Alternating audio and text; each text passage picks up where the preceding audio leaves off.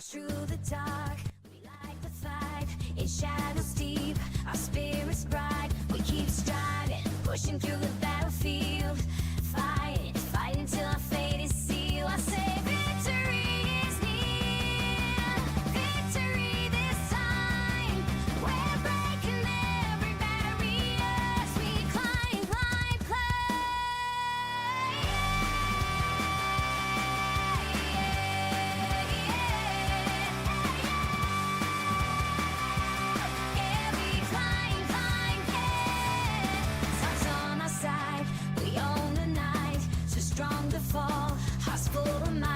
Just keep striving, spirits out of the burning flame. In every struggle, there's no losing game. I say victory inside, just feel the power. And I say victory is near, victory this time. We're breaking every barrier as we climb.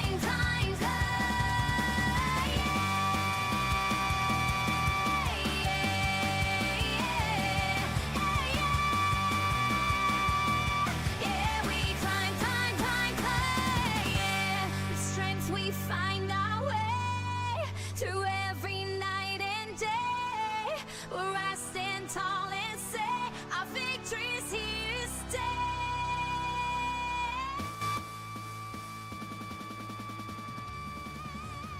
stay. Greetings and salutations, fellow fans of thick pony thighs. I mean, I can't see any other particular reason why you would drag your asses out here to Equestria at this point in time, as the war is just beginning to wrap up and the Pax Chrysalis part of the game is about to begin, which will be somewhat interesting, I'm sure.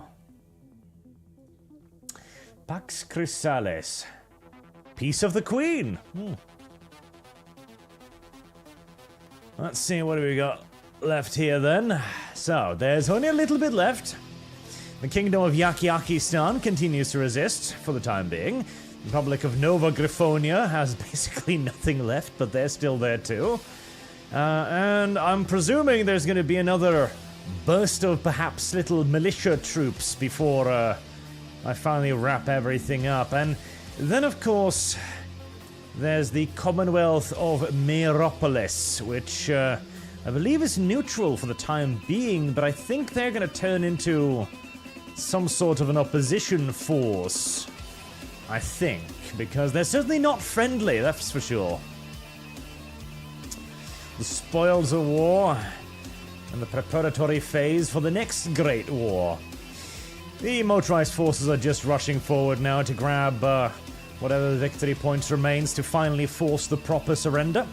As we've of course surrendered the individual nations. What are you breaking away for, you silly little mongrels?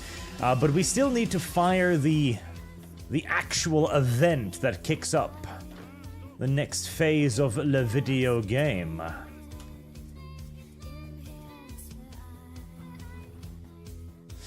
Darth King Dub Bobo, hello Arch, did I imagine it, or is there missing streams of the Strawberry Griffin Run? There are! All of these Equestria war streams will be on Rumble exclusively, because I am using far too much copyrighted music to keep this on YouTube. This series too will eventually be moved entirely over to Rumble. There'll be a link in the description of the video for the Rumble archive.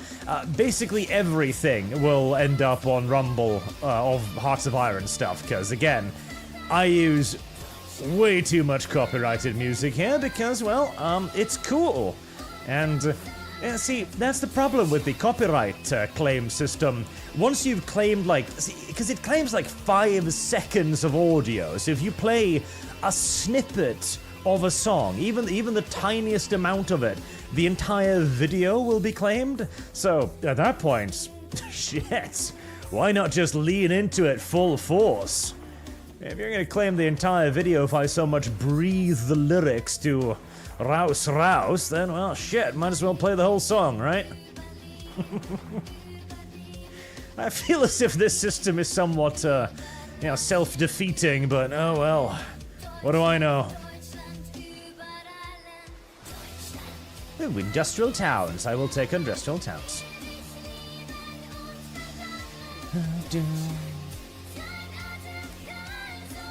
We are going to need a lot more production. We have started producing new strategic bombers, the Blaze Stone, after last stream's very generous donation by Blaze Stone. Tale of Night, greetings, foresighted Lord and Master of the Bridge God.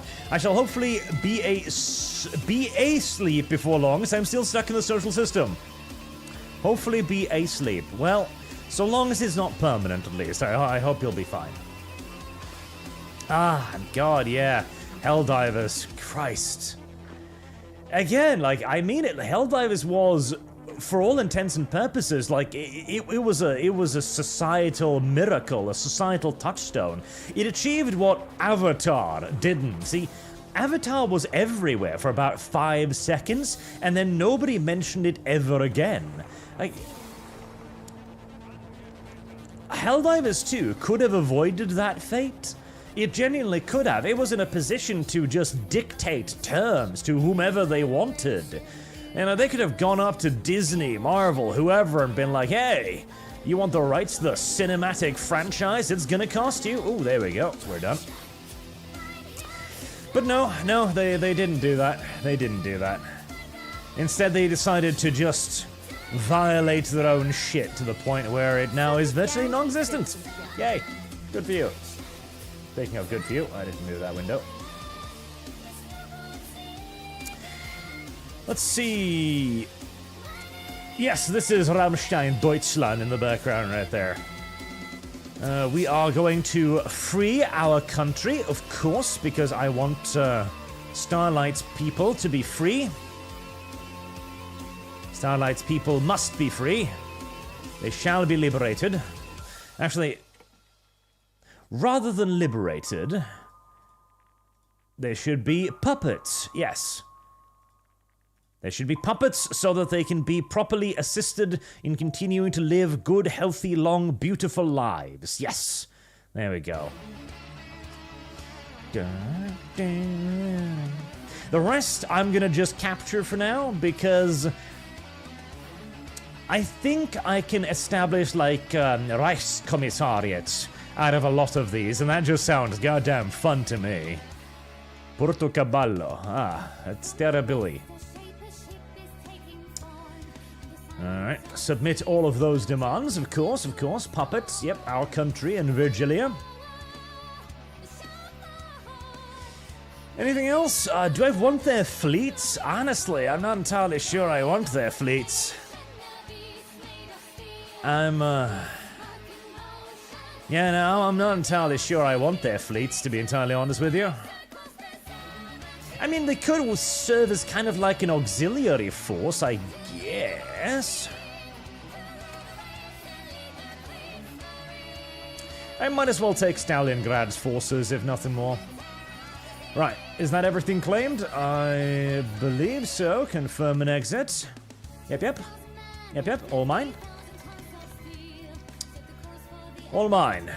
Well, the kingdom of Yakistan continues to resist because they just don't know when to give the fuck up, but hey, what else is new? Alright.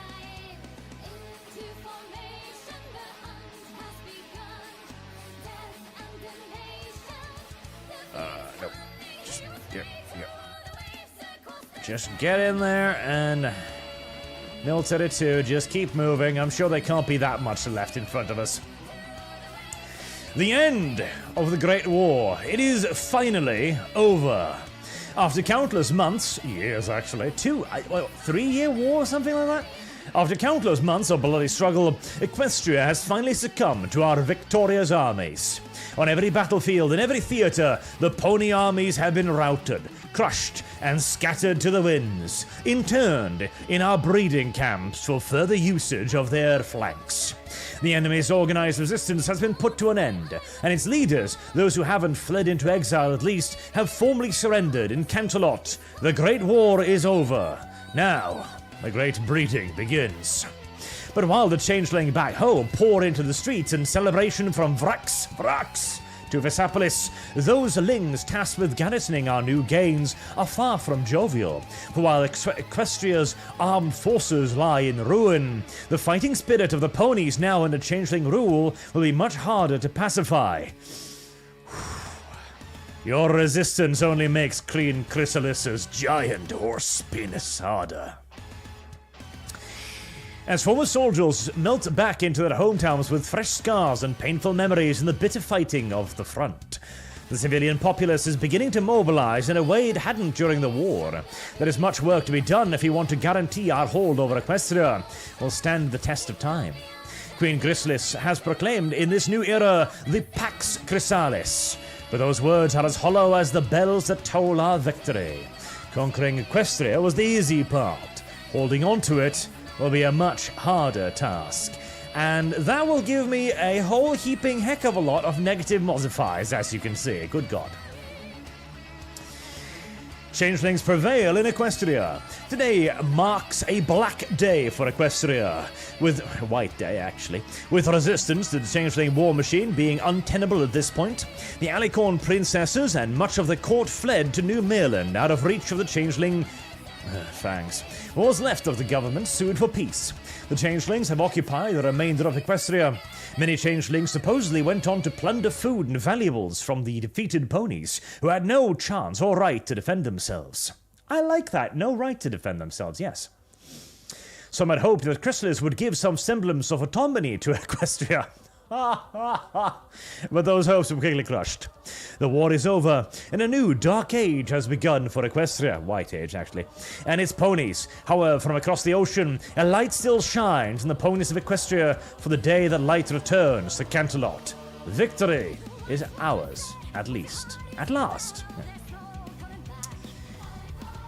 Okay. That was certainly a fight and a fucking half. Good God. Alright, time to start reorganizing a little bit what I can, which will bring you to up here. And at Varan points, as we do have some new forces, and new spotting forces as well. And aircrafts, we have many of those too. I believe if I just zoom out and I just select absolutely everything.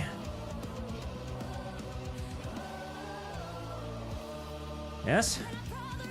Right. Unassign and move all backs to Vesapolis right here. Yes, well. Are you training? No, you're done. Good. Good boys. And then there's the armies as well. So we've got 24 Division in the 3rd Heeresgruppe under Kitu Elder here. We do need something to occupy Canterlot, so we'll have them a copy Opuclap, yes. And Schutzgruppe will no longer be needed up here, so let's begin moving those back too. The Brandenburgers can return to Vesapolis. The 1st Panzer Army no doubt have quite a bit of supply. So we'll spread those out over the coast a little bit. And look at that, Starlight's town. Starlight, that's not Starlight. That's not Starlight, you lying pig swine. Okay, we'll have to fix that eventually, but that's not Starlight. And the 2nd Heeresgruppe under Limacus Uptrich. We'll send some to Huffington, which is a name and a half. And rescue Ponderius. Whilst the 1st Heeresgruppe and the remnants of the Abwehr Commando take care of the remnants of the Yakistanian resistance. Whatever remains of it, which can't possibly be too much, one would think. And the Northern Protectorate, I will need to start hand out some more stuff. And now too, we can stop the continuous war plan, and I will. Form the... okay, so Protectorates here, right. So, the Olenian Protectorate. I think we're gonna make Olenia a Protectorate now, because I don't really? Well, then again, it's like what? Olenia is like one of my calmest provinces by far. 0% uprising all across it. Like they're subdued, so maybe we don't need the Olenian Protectorate. The Boreal Protectorate formed the Nova Griffonia Protectorate. Form the Crystal Protectorate. All crystal core states must be under full changeling control, or that of a changeling puppet. Aren't they? I'm guessing, no, that's probably, yes. Yeah, that's changing, so I need to deal with the Yakistanians before the Changeling Protectorate becomes thing. Form the Applelusion? The Applelusion Protectorate. Form the Austral Protectorate, and form the Manhattan Protectorate. With the overall triumph over the ponies and the deer across Equus, it is becoming necessary to consolidate our rule over the vast swaths of land we have conquered. It is unlikely that the ponies will ever cease their resistance against us. They hold no good will for a hated foreign occupier intent on sapping their love and exploiting their natural resources. I don't know, have you seen England recently? As such, it would be optimal to establish several autonomous protectorates to replace the current ad hoc military occupation, as the armed forces are overstretched. These nominally civilian governments shall restore the rule of law and order, this time under the changeling values. It would be best to make such arrangements before a troubling development surfaces. Oof. Queen Chrysalis intends to maintain the hegemony and the dominance of the changeling race for many centuries, and we cannot falter after we've achieved victory in the ultimate struggle for supremacy. Now that we are on top, we must make sure that our demands for remaining on top are heard. Alright, let's figure out if I can figure out where this stuff is. So the Boreal Protectorate. Penguinlands, that's far to the north. Do I want the north? I don't really want the north, if I'm to be entirely honest. I don't imagine there's that much useful stuff up here. I mean, there's some oil, but frankly, I've got oil, and I'll get them to trade it for me anyway, so... Alright, I like the idea of the Boreal Protectorate. I am a Norwegian as well, of course, so the Borealis, Aurora Borealis, is pretty cute. Nova Griffonia. I don't know if I want Nova Griffonia. It's a little bit too independent. Applelusion, the Applelusion Protectorate. Now, hold on. The Confederation of the Southern States? Yes! Absolutely! The South shall rise again! Yes! Nova Griffin Protectorate, Nova Griffin, form the Austral Protectorate.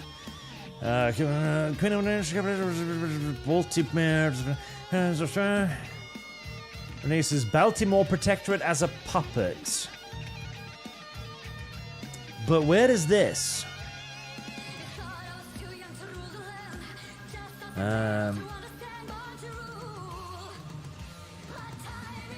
Baltimore Republic Celestial. I don't know where the hell this is.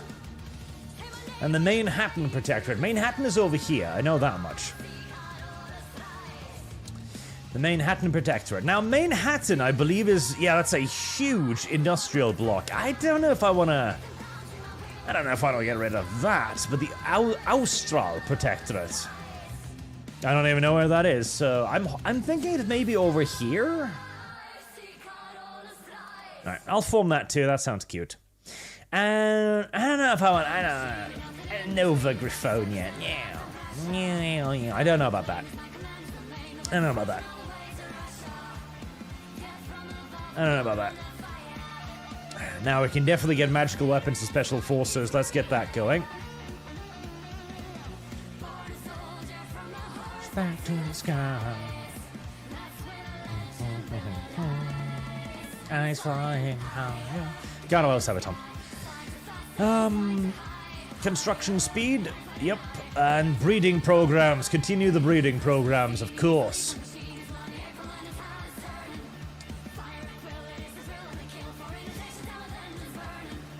The anti-changeling insurgency. Of course, with a widespread. Okay, all 5 stages of occupation, consolidation, compliance, promotion. Alright, what is this? So this is on the Chrysalis, I'm guessing. Yes, okay. Oh boy, this is a lot of stuff. Holy hell.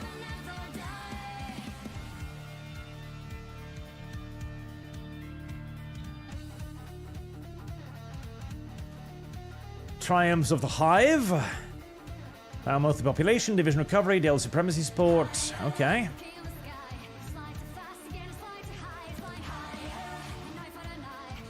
Oh boy. Oh god, okay. What even is this? Suppress the resistance. Okay, so all 5 stages of resistance suppression have been completed. Resistance suppression.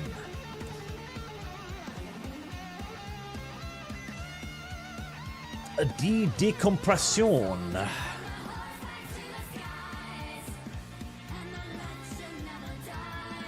Limited conscription? Oof, I don't know about that. With bark and bite. The Lulamoon lead. God, this is a lot to... This is going to be a lot to read, chat. This is going to be a low-action stream today, as we try to figure out what on God's good earth we're supposed to be doing from here. So, buckle up, chat. This is probably going to take a while. And yes, I do need... Why would I... No. That's retarded.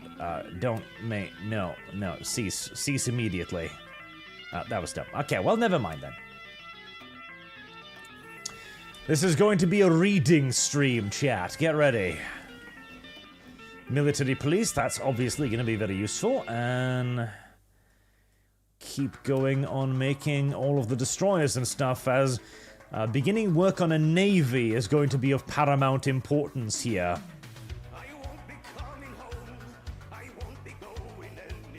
Come on, Iliax. You know you want to surrender. You know there's no real point in continuing this war of yours. You know you're dead. Just give up. In fact, yeah, to encourage their surrenderingness, I think a few bombing forces might help on their decision to finally give in for once. There. That should convince them. Nothing quite like a few thousand tons of high explosives from up above. Did you just declare war on my ass or something? No. Okay, right, well, good.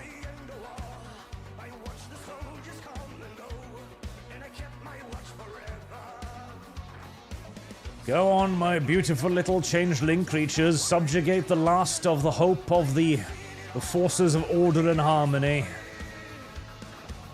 The disgusting creatures. Put an end to their hopes. Put an end to their fantasies.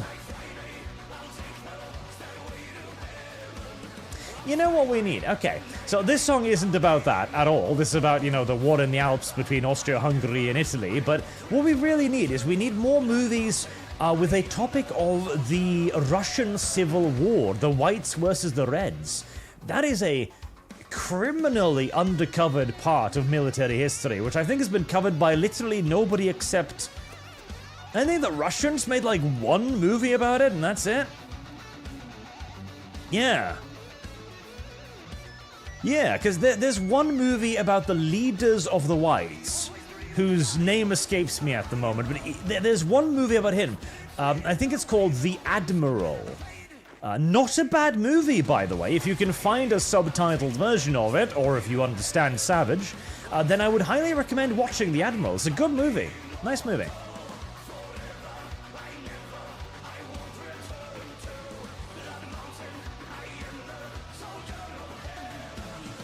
Make sure we're taking care of the pockets whilst we're at it, boys. Last Train Home has a Czech view, but does involve the Civil War. It's a fun game. Oh, that one, yes. I like the story, but I did not like the gameplay loop at all in that game. Like, it did not appeal to me over much. The Cantonot Victory Parade. General-Major Yax scribbled his signature onto yet another directive on his makeshift desk and let out a sigh. The sound echoed 1,000 times by the towering and empty walls of the old throne room in Cantelot. Until a new administration center could be built in the occupied pony capital, General-Major Yax and his staff had set up a temporary headquarters inside of the castle. It might as well have been his new home also, after being installed to oversee the changeling occupation of Cantelot.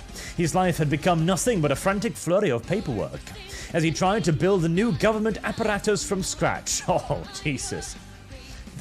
The sheer bureaucratic nightmare of such an undertaking. With little time for sleep, food, or personal hygiene in the meanwhile. I can imagine, yes.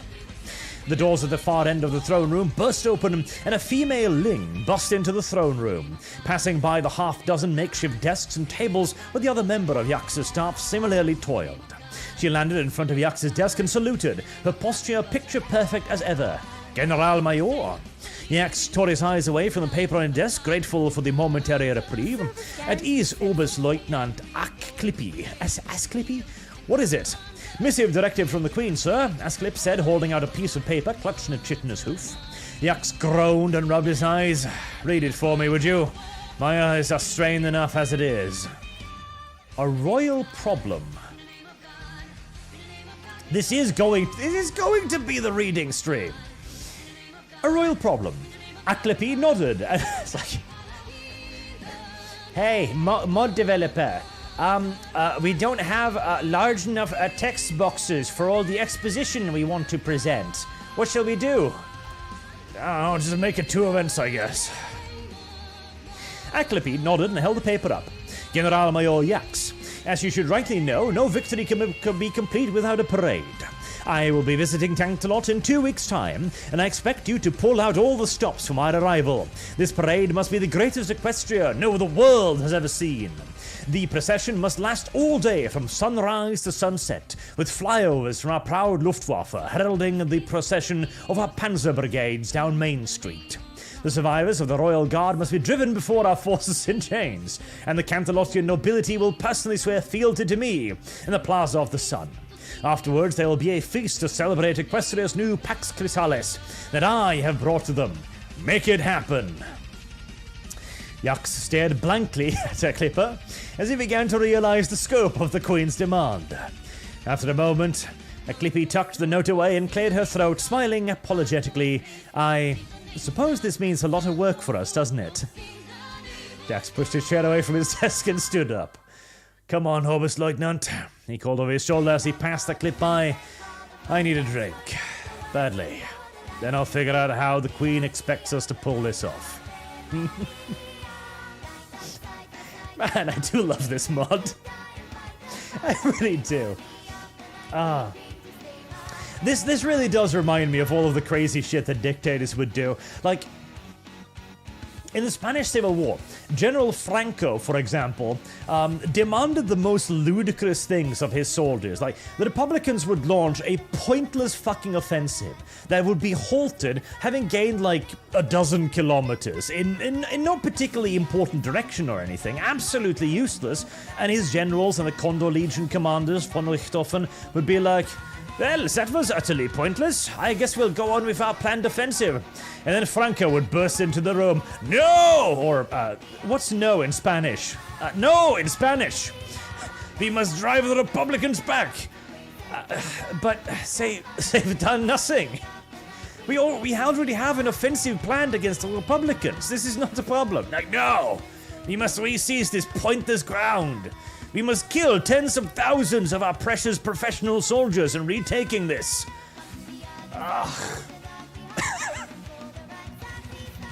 And so groaning continued. Can we tone it back a little bit? No. Anything for our victorious queen, obviously. Caleb Knight. To backseat game, I'd assume the to-do list is advance to the tech tree, rebuild the peace and populace, infiltrate the enemy nations, sabotage, and attack. Is it in the intelligence agency? I mean, it couldn't be, because Equestria isn't an enemy nation anymore, so I would have nothing to infiltrate, really. Oh, Jesus, look at that. Fuck me. Okay, Equestria, back to military governance, I suppose. I think it's gotta be in the Pax Chrysalis here. Somewhere. I just need to look through it, I think. I would assume. See, dictators become dictators because they really know what they want, and sometimes that's a good thing. Hitler's insistence on the invasion of France, for example, through the Low Countries. His generals were like, but Hitler, like, we tried this last time. The Allies know we're gonna do this. They're expecting us. And he goes like, no, the Ardennes. And again, his generals were like, but the Ardennes are impassable. Everyone knows the Ardennes are impassable. But of course, Rommel, like the Gaul, by the way, had actually visited the area, as had Rommel and Guderian as well. They knew it was not actually impassable, unlike what everybody kept telling them.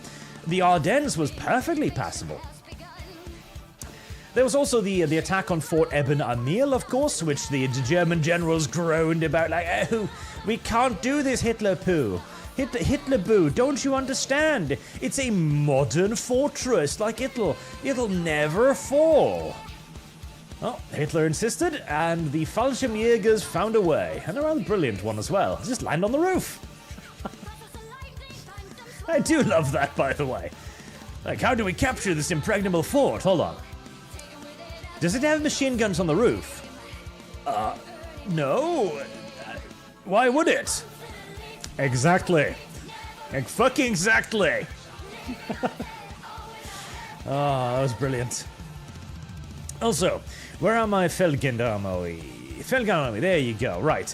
I'm gonna need to make you, like, different, because you're gonna take just an assload of casualties now, unless I can give you some armored cars, and I mean, preferably I'd like to switch you out with fucking mechanized, but we'll do armored cars for now. Right, how badly is that gonna rape my armored car numbers? Oh boy. Right, okay, I'm on the right path, but let's just make it 1 for now, shall we? Yes. There you go. Yeah, just build more of those. Just build a lot more of those. Thank you very much. A lot more of those. Lot more of those. I'm already building 2 lines of that, so that should be fine. We'll sacrifice one of the magic weapons, even though we're going to need quite a few of those as well. Zonun, 1144. The rebellion will strike you way harder than the war. You have too much divisions. If you lack love, will be hit with the debuff of minus 25% in all departments. That does sound pretty goddamn awful, yes. I will be disbanding some of this stuff too, no doubt, because the manpower cost on that is going to be serious. Like the Schutzgruppe, for example, is not necessary anymore, I don't think. So we can disband that one at the very least.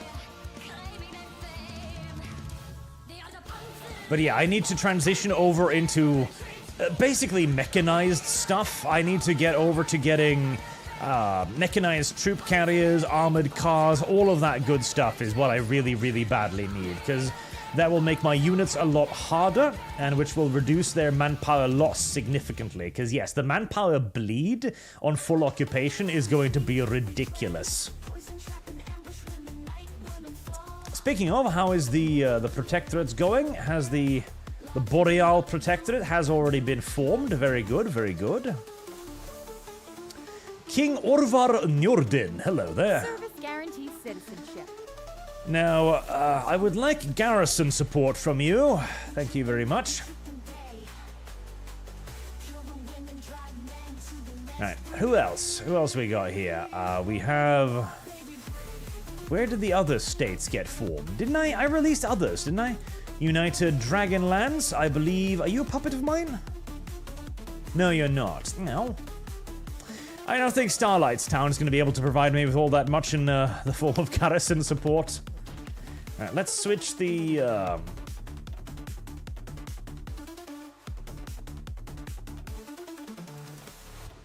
Can I not see, like... Heresy's the question. countries Fire's or the something? answer. Alright, there's also the Northern Protectorate. Garrison support, thank you very much, sir. And have I not formed the rest yet? No, okay, right. 15 more days. 75,000 pony power. Thank you! Holy shit, yes! Thank you, that is amazing. That's probably gonna raise your independence, but I'll take it. Rubberleg623. Also, his insistence on capturing Stalingrad to cut the Union from the Georgian oil fields when his generals wanted to keep pushing on Moscow instead. Stalingrad, and I said Stalingrad. Fuck me, I am becoming a brony. Holy hell. Oh yeah, absolutely. See, the thing is, it wasn't even Moscow, it was Army Group South, which was the big deal. Moscow is pointless. Moscow isn't worth shit, but Army Group South was about to seize the entirety of the Georgian oil fields. They would have seized all of it, cutting the Russians off for their oil reserves completely. That was a far greater victory than fucking Moscow. The only way Moscow could have been a major strategic victory was if Stalin actually made good on his threats to stay behind. If they captured Stalin and put a bullet in his head, then maybe, but the Georgian oil fields were obviously the bigger prize, and, he rerouted troops to go get Stalingrad instead. Help me. And Charlie the Beagle. You should check out how the Portuguese dictator Salazar was disposed. It's pretty much what happened to Biden. He was deposed whilst convalescing. That does sound like what happened to Biden, yes. The Queen's Canterlot Rally. General Major Yaks struggled to stay awake as the parade rolled into its 5th hour. The past 2 weeks had seen him collect only a few hours of sleep in total, and he'd become increasingly reliant on a refined mother's love to keep his energy up to plan his nightmare of a parade. But his formation of changeling fighter jets swooped over Canterlot with a deafening growl from their engines. He allowed himself a little smile. He had truly delivered everything Chrysalis had wanted, and then some. The Queen herself sat only a few seats away, a giddy, almost crazed smile on her muzzle. That's a good mental image there. Display of changeling might juxtaposed with equine humiliation was as satisfying to her as the purest love in all the land. It was practically impossible for the Queen to retain her regal air. Instead, she was more like a foal on heart's-warming eve, or whatever the stupid equestrian expression was. At the very least, a happy chrysalis was infinitely preferable to a disappointed queen. When it came time for the nobles to swear their fealty to her, however, the cracks in the facade began to show. The assembly of high society types below the Queen refused to repeat the oath of loyalty until Oberleutnant Aklippa prompted them with their first sentence twice more, and even then they only did so begrudgingly. And as General Major Yaks looked up on the faces of the ponies who had been driven out of their homes to provide an audience for the spectacle, the only thing he saw was hatred and anger. Yak swallowed hard and rubbed his eyes. The Queen was enjoying playing with her toys, yes, but it wouldn't be long before the pieces arrayed themselves against their master. And no matter how hard he tried, the General Major knew all the tanks and planes in the world couldn't help him. Old Equestria of the ponies never accepted the changeling hives as their new overlord. The parade itself was a masterpiece, sure, but the sleepless nights had hardly ended. I like that. It's a really, really cool idea. Because, the ponies wouldn't roll over and accept the changeling rule. They wouldn't. They would not, as this is a little girl's dream world after all. Come on, Yaks. Come on, Yaks. You can't possibly have much more resistant left in you, like Jesus Christ. Come on now. There cannot be that much fight left in you, surely. Heresy's the question. Just Fire roll is the over and answer. goddamn die. Alright, oh boy, this is a lot, isn't it? This is a lot. This is a lot. Harbinger of Peace, Compliance +1. That's pretty good. Subjugate the Everfree. Lost control of the Everfree Forest.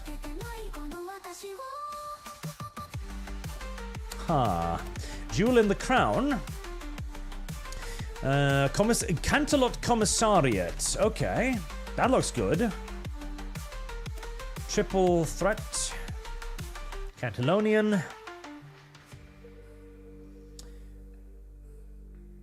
Putting your hoof down. Hotel California. Custody of the Archives. Sweet and Leet.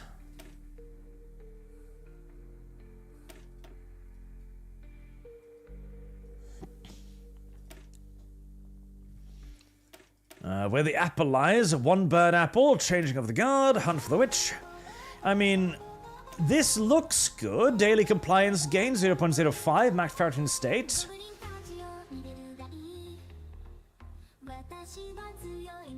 Damage to garrison 25 to 25. That's really good.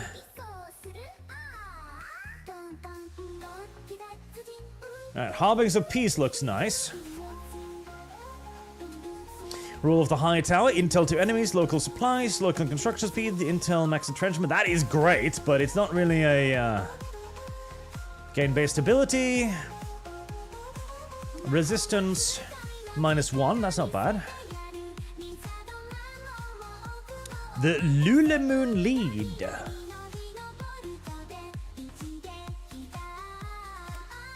Lulamoon Lead. The Guards Kampfhund. No rest for the wicked.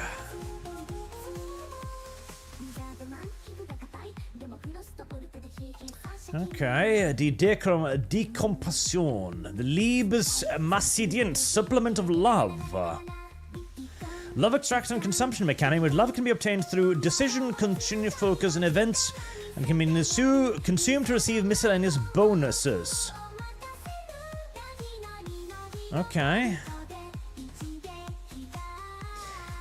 I really don't want to go down to limited conscription, though. My god.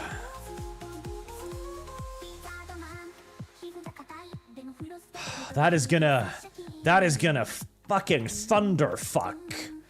Now let's Harbingers of Peace first, because I need compliance growth. Something awful. Right, 8 more days until our new puppets are ready. I do have a whole lot of political power.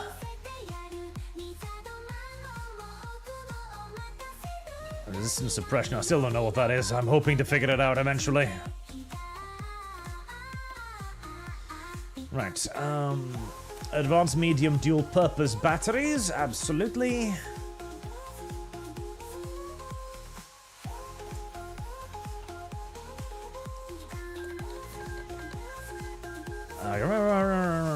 Kingdom of Readiness and War. Alright. Right, let's see. What did we just create? We created the Australasian Protectorate. Okay, so I was correct in it being roundabout down there. Good. They can't give me garrison support, however. Pony power to give us -1,000. Okay, so they don't have a lot of pony power. Okay, fair enough. And the Appalachian... Yes! Yes! Yes! They've actually got the Confederate state flag. Oh, that is brilliant. I fucking love it. I fucking love it. Oh, that is adorable. Oh, that's great. That's just great. I adore that. That's fantastic. Right, okay, so I need to start exporting stuff. So, say 5% monthly to them. 5% monthly to these guys.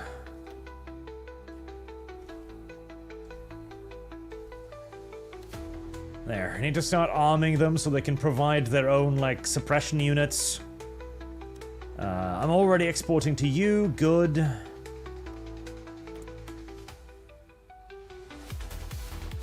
And to you as well.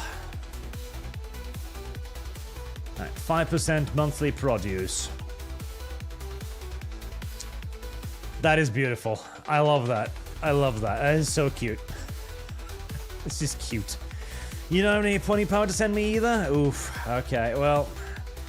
Shit on my brick, I suppose. Charlie the Beagle. I read that one. Abhuman Tech Shrug saying Stalingrad, it's like chaos corruption, isn't it? Kind of is. Kind of is, yes. Right.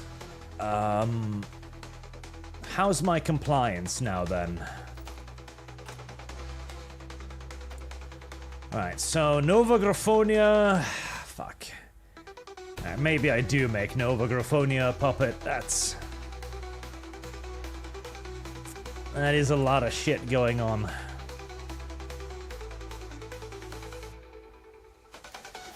Fine. Oh, that was instant, was it? Okay, nice. Rayhard Ironclaw, that's her name. And you've got garrison support for me. Lovely. Give. Give immediately. Give. 364,000 occupation power now. Okay, it's getting okay, actually. That's pretty good. And come on, little yucky wackies. Surely you're pretty much at the end of your rope here now, right? Come on. You've got to be more or less done at this point, surely. Come on now. There cannot be that much more fight left in you. Come on, little yakkies. Come on. Just surrender. You know you want to. There we go. Maybe the Last Supper. Whew. Text. The Last Supper. Major Sunny Skies stood behind the podium and waited. He had been waiting since earlier that morning. Truth be told, he had been waiting for much longer than that. Ever since the news reached Hope Hollow that the war was lost and Equestria had formally surrendered, he'd been waiting for this day. Not with anticipation and excitement, no, but with dread. Hope Hollow had been so far removed from the front line that the fighting hadn't touched them. Though a few town's ponies went off to fight, the town was too small for the recruitment officers to visit them. For the longest time, the only thing that reminded Hope Hollow of the war being fought far away were the reports on the radio coming out of Canterlot, until even those went silent. But not any longer. Now the changelings were coming to town to collect census information and an oath of loyalty from its mayor. It was his duty to give them a warm welcome, to put on his brightest smile and lick the boots of the conquerors. Obedience was expected, but loyalty would be rewarded. Hopefully, appeasing the changelings would see the ponies of Hope Hollow treated fairly. Tossing away whatever dignity he had left was the least he could do to see them safe. Sunny Skies jump, startled by the sudden voice. He looked over his shoulder to see Petunia Petals, anxiously rubbing one hoof along her leg. Sunny, are they coming still? Yes, he said, nodding. They'll be here soon. They should be. Oh, Petunia fidgeted in place, then cleared her throat. Well, good choice. While you're waiting, do you want to get something to eat, hon? Torque Wrench has been grilling corn for us at the shop, trying to make the most of the good food we have before the bugs come to take it away. And you've been out here since the morning, don't you know? The mayor hesitated, not fully willing to abandon his post in case the bugs arrived, but his stomach probed him otherwise. Had he even had anything to eat for lunch? Maybe a quick break would be for the best. Finally, he gave in and stepped away from the podium. Okay, Petunia, that sounds good. I could do with some food now that I think about it. One last gathering of friends before the end. Aww. Starting to feel bad for ponies. Service guarantee.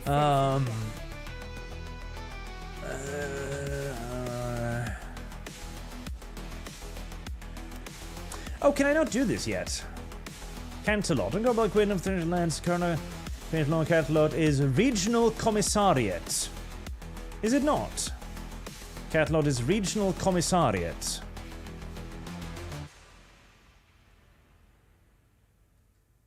First labor. Okay, so I guess that's something that'll happen eventually, maybe? Okay. I want to start that, but Jesus. Focus Canterlot.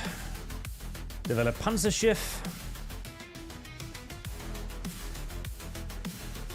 Industry.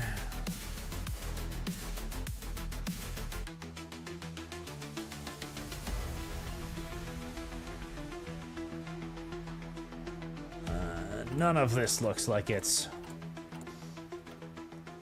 immediately relevant. Okay.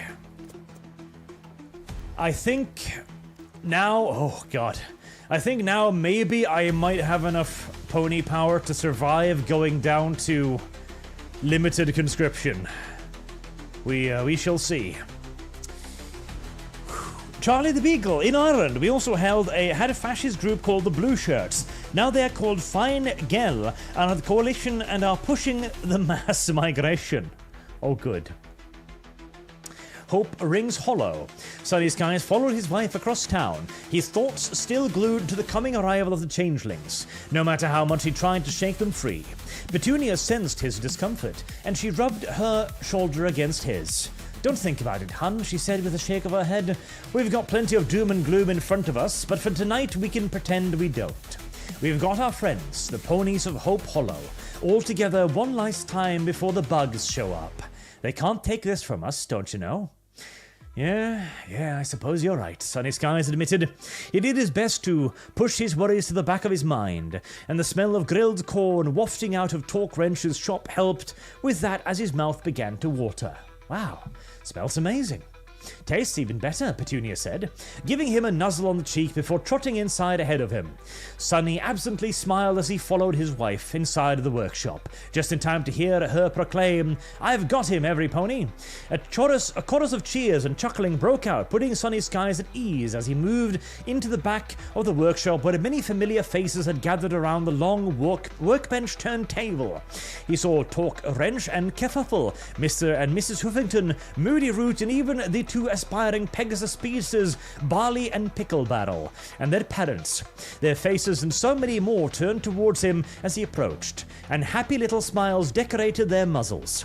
It wasn't for the hushed atmosphere hanging over the meal, it was almost possible to pretend this wasn't a last gathering of some sort between friends before life changed forever. Almost. "Hey, every pony," Sunny said, sheepishly letting Petunia lead him to a seat at the center of the table. "Smells good in here." "Oh, shut up, you," Torque said with a roll of her eyes, dropping a plate of grilled corn and mashed potatoes in front of him. "I may be a handy mare, but cooking ain't one of my skills."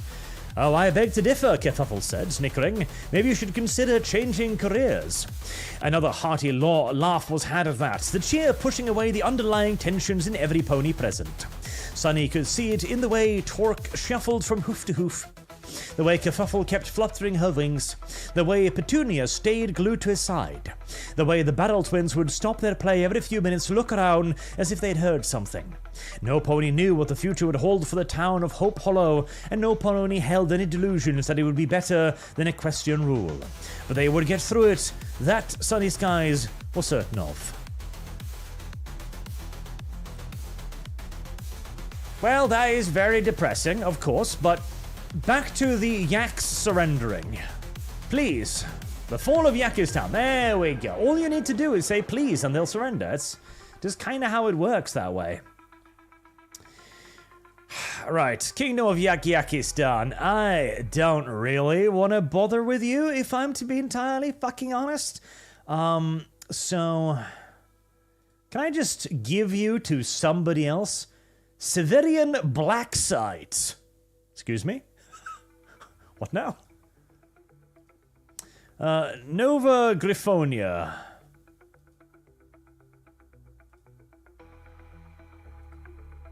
Give state to Nova Griffonia. Yep, there you go.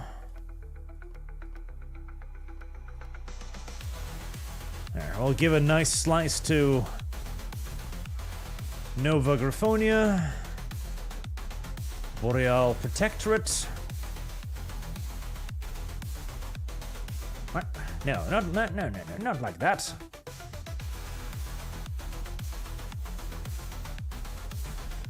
Oh, will that just give it to, like, the Boreal Protectorate, will it? I mean, I guess. Fine by me, by and large. The Fall of Yakistan. The traditional capital of Yakistan surrendered to the Changeling army earlier today. The Yaks defended the city, were extremely stubborn, and took heavy casualties before the remaining wounded warriors, unable to fight, finally capitulated. The Yakistani city had been almost completely destroyed by an avalanche in 1005, and had been rebuilt with equestrian aid. However, the widespread devastation makes it clear aid will be needed again. The two giant statues at the city's gates, representing the unity of Yaks and Yaks, remain standing despite being badly burned. Inhabitants of the city see this as a sign of hope. Don't know about that. And does that give me the Crystal Kingdom thing? Yes, it does. I like the idea of a Crystal Protectorate. Unite Yakistan under Yaks or under the Yaks? That's a good question. Chat.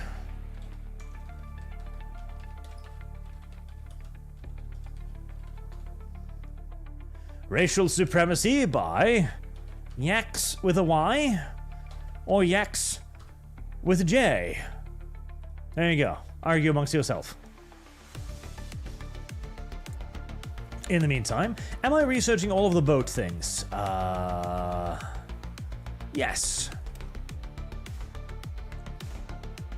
More or less. Alright, speaking of all of the boat things.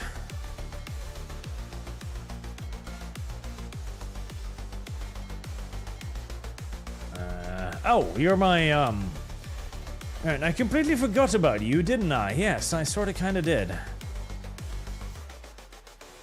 Who the hell are you? Oh, you were the, Eagle. Veta. Were you the... I don't know who the hell you are, but you're all raw, and that's all I need to know, because if you're all raw, then that means you all need to go and do some training in the ocean there to get myself some more naval experience. Thank you very much.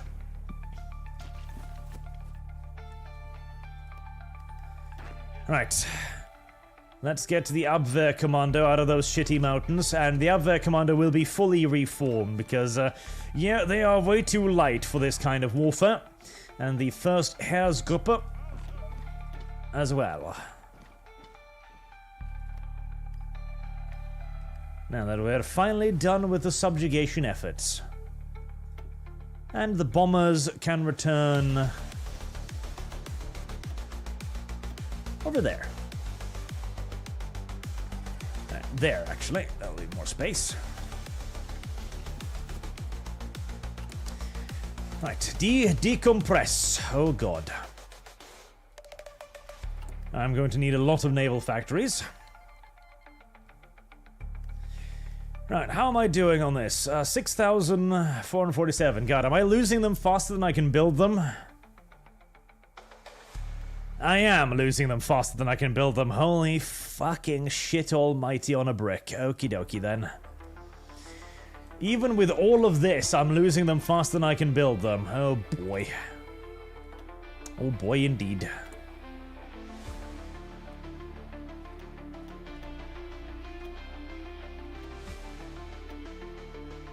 Oh boy indeed.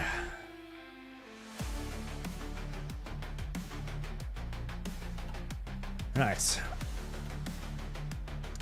We're missing 6,000 magical, 3,000 magical infantry equipment. Really? Why are we missing infantry, magical infantry equipment for the Felgendarmee? Is it for the military police, I guess? Yeah, magic equipment. Okay, fair enough. Alright. Remove that for the time being then. Because I just need to build up their numbers then before I can do anything with it. It's gonna take a long ass while before I have enough of them though. Good god. probably going to need more weapons manufacturing too, and more military manufacturing, and more manufacturing of just, well, literally everything. Right, 200 tanks, 1 a day, that's fine. We don't need that many trucks. I would like to keep that many transports. We can sacrifice some transport production, that's fine. We can sacrifice some artillery production. Sacrifice some anti-tank production. And whilst I would love to have that many tanks, we don't need that many tanks.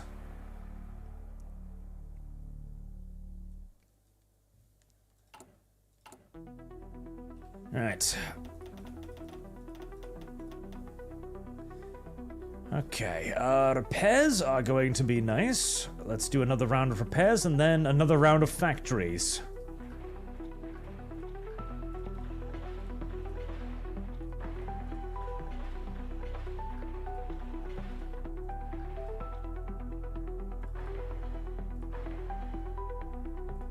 There. Another round of those. Do we still have the pony labor battalions, I wonder? I think so, because this stuff is being repaired, so I presume we've still got pony labor battalions. The end of the beginning. With the Changeling Queendom having emerged triumphant from the Great War, the victorious euphoric aftermath has now largely given way to the sobering reality of the post-bellum. Presiding over a mountain of captured equestrian flags, many still battle-scarred and bloodstained, Queen Chrysalis declared the dawn of a golden age for the Changeling race, having cast off the shackles of equestrian harmony, to assume their birthright as the hegemon of Equus. Whilst the Queen's speech was met with overwhelmingly popular approval, the future of the Pax Chrysalis remains uncertain. The intense militarism of the hives and the robustness of the Changeling military-industrial complex has propelled the Queendom to victory, but with the equestrian menace vanquished, the transition to peacetime may be harder for some than most. I mean, hell, ain't it always? Ain't it always? Okay, still don't have Jewel in the Crown. Supremacist. Did I unlock anything yet? Limited conscription. Oof. Oof indeed. No,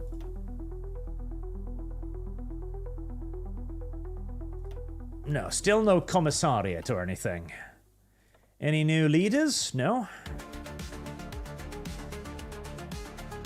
Again, I'm presuming it'll be an event at some point. Let's see. Apparently chat has decided, by the way, that racial supremacy in Yakistan will go to the Yaks. Okay. Very well. Unite Yakistan under the Yaks. There we go. We have done it, chat. We have finally allowed the Yaks to win. Thank God. The Yaks have been oppressed by their Yak equals, side grades, for too long. For far too long, chat. You've made the right decision. Maybe. I don't know. I don't know what the difference is, but I'm sure it's something. Right, now what? Minions for the Queen. And Equestrian Advisory Cabinet, which grants resistance to target, compliance, growth, speed, required garrison. Yeah, that's good. Yeah, definitely that. Absolutely that one. Immediately that one. Immediately that one.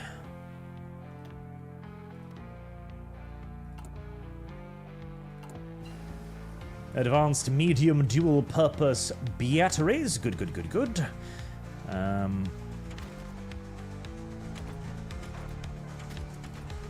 Get to work on what we need now. We need firefighting drills kinda badly, yes. Right, the Crystal City. There's the Crystal Protectorate. Smaller than I thought it would be. Under Hive Marshal Trimmer.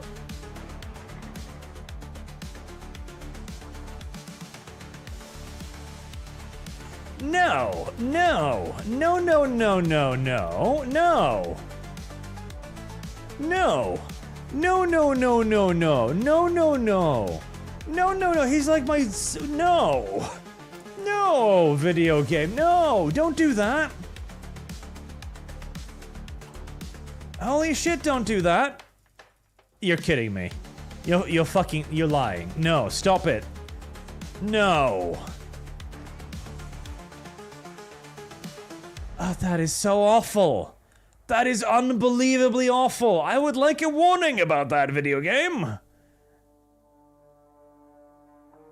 Oh yeah, it doesn't say anywhere that that's what happens. Heresy's the question. Holy Fire is shit, the that is beyond awful. That is so far beyond awful, it's not even funny. That is so awful, it's not no. No video game. Heresy's No. the question. No video Fire is game. the No, answer. I will reload the entire fucking thing. Do not even try that shit video game. No, I will speedrun this garbage. Plus, it allows people to see the cool ass loading screens, which are way better than any mod like this should frankly deserve. Fuck you, video game.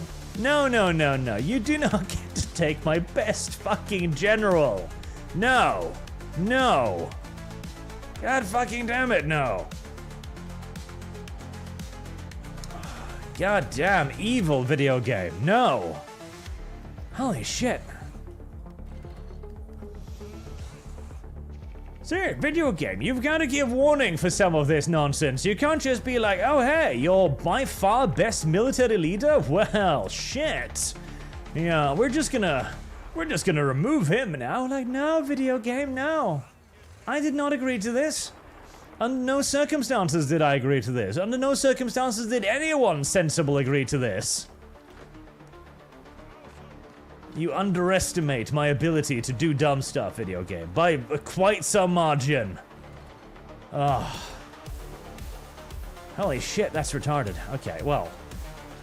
I mean, whilst I'm here, I might as well get started on training all of this stuff, I guess. There. Go, train. And, bombers. All bombers, just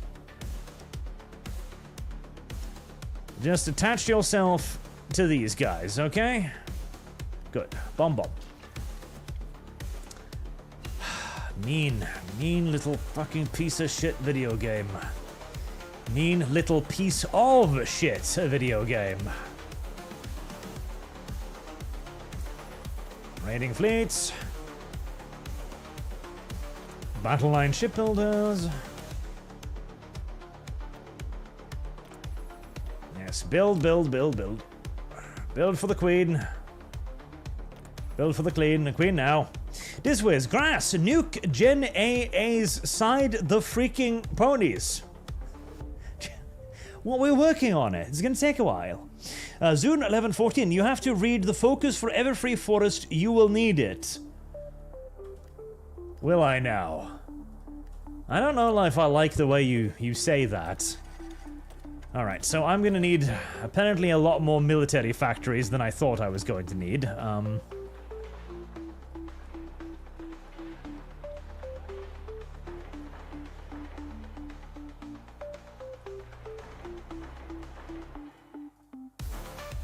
Right, and just... continue. Let's speed through this damn nonsense now. Mush. KKND. Do we have a Happy Chrysalis yet? We don't. Okay, in that case, I'll just build up a little bit more of the thingity-bob power then, and activate all of that because they're super duper useful. Boats. So, yes, topics. Do we have something we can talk about today? Oh, hello. Please don't do that. Please don't do that. Be a little bit more careful about where you put my stuff.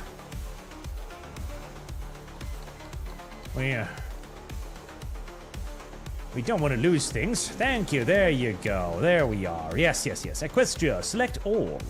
Oh, no. Hold on. First, we must puppet our country. Yep. Puppet Virgilia. Puppet that one, because I don't even know where the fucking hell that is. Right? Puppet that. Heresy's the question. Then we will Fire select is the everything. answer. Everything is mine, and so is all of their boats. There, give me your boats as well. Submit demand. Give.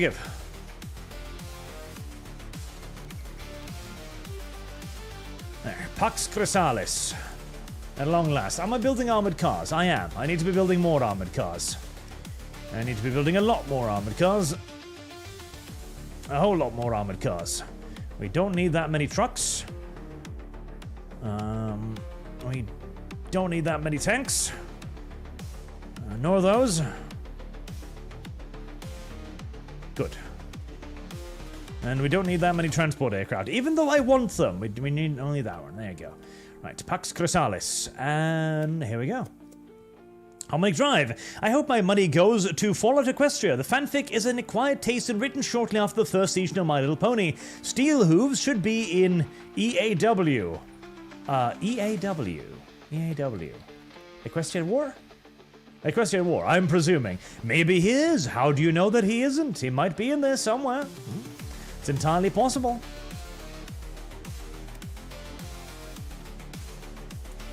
He might be.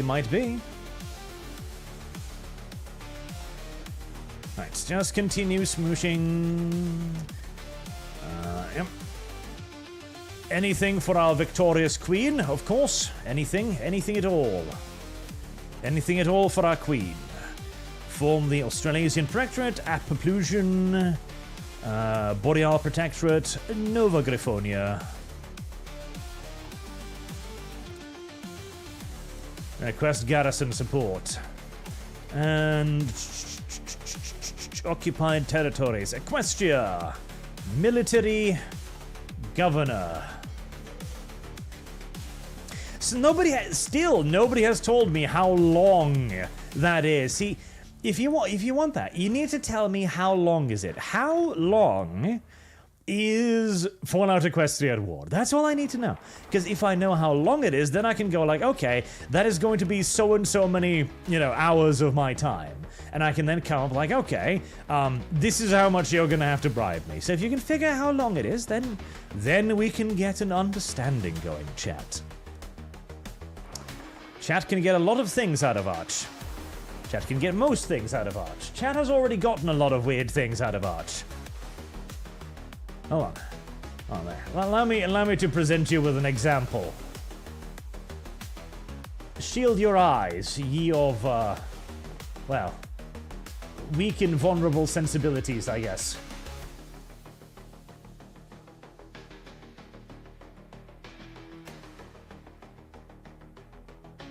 There. God, that is awful. Fits to screen. There we go. Chat has already gotten stuff like this out of Arch, okay? Because chat was like, hey, wouldn't it be fun? Those vending machines look kind of like Freddy's butthole. Make art out of it. See, I am not the limiting factor here. It is your ability to provide me with information. That is all, chat. Now, avert your poor little wounded eyes before it burns its way into your, possibly nostrils, most likely just your eyeballs, however. As we haven't been able to invent art that smells just yet, but we are going towards that direction. Sooner or later, we will hit that point, and then chat, then you are really going to be in deep, as they say, doo-doo, aren't you? Yes, you are, chat. Yes, you are. There we are. Arch has far too many artists on retainer these days. Actually, that's not true. I am a patron of the arts. A matron of the arts, if you wish to be insulting. And that's actually something that I'm kind of sort of happy about, yeah?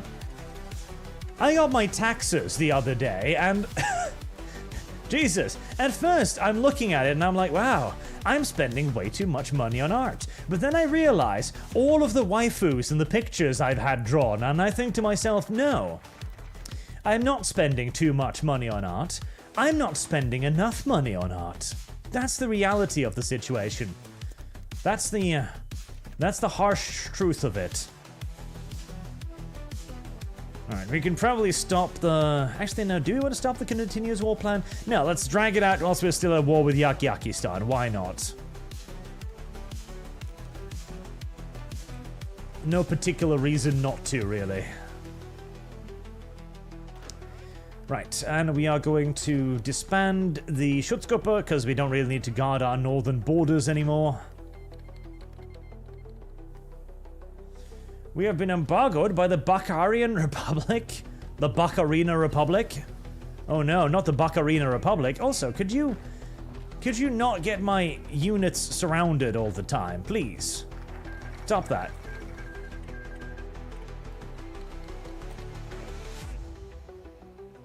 Be a little bit more careful with my guys, please.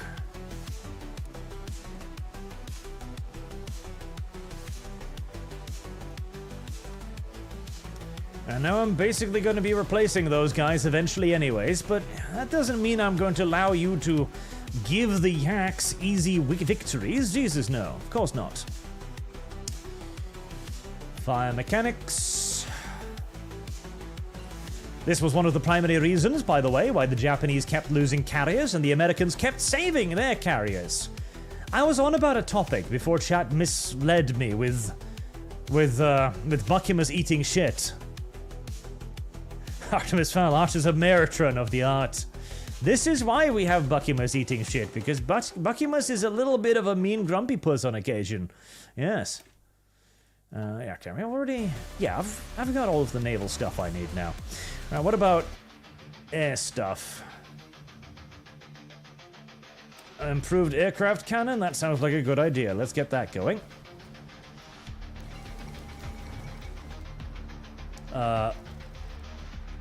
Hello.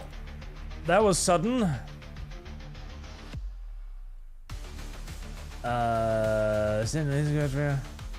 What? What happened? What happened? I am confused. What happened? Oh god, okay, so you should not be speeding through things, apparently, because if you speed through things, suddenly the world explodes. The division stationed, the division head in each coast of Equestria made a command of... Oh, I didn't put any, I didn't put any stuff over there. Oh god, help me. Because I did so by accident the other day. Okay. I'm happy with cheating a while longer. One more time.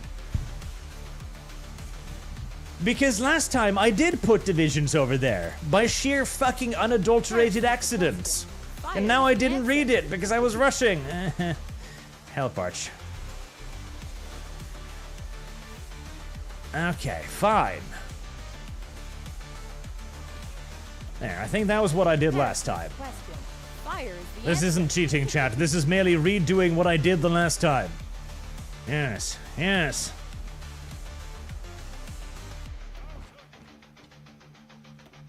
Because there was a little pop-up that was like, trouble in the east, and I was like, what? And I didn't read it because I was in a rush. Well, that was the thing that you should have read, apparently, as it turns out. Okay, very well.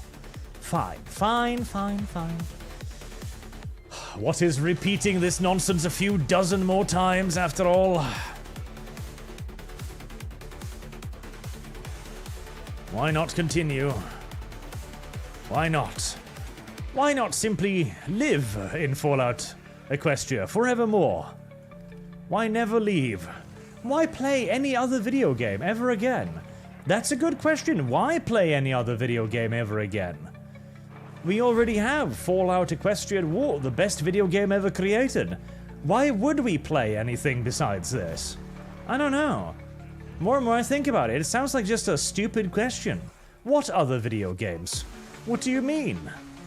No other video game has existed since the great video game crash of E.T. Man, maybe we would have been happier if video gaming had just died with E.T. I mean, it would have bereft of a lot of really good video games. It would have taken away from us things like Sacrifice and so on, which would be a tragedy, but at the same time... Can we say that being spared of current year video gaming wouldn't be worth the slight sacrifice of every single quality video game produced after 1988 or something?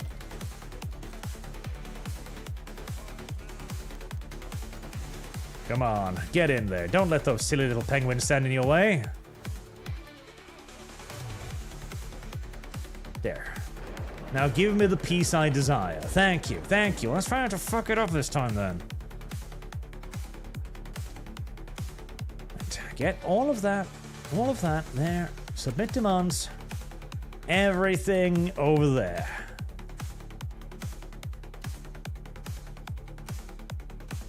Right, and all of their boats too.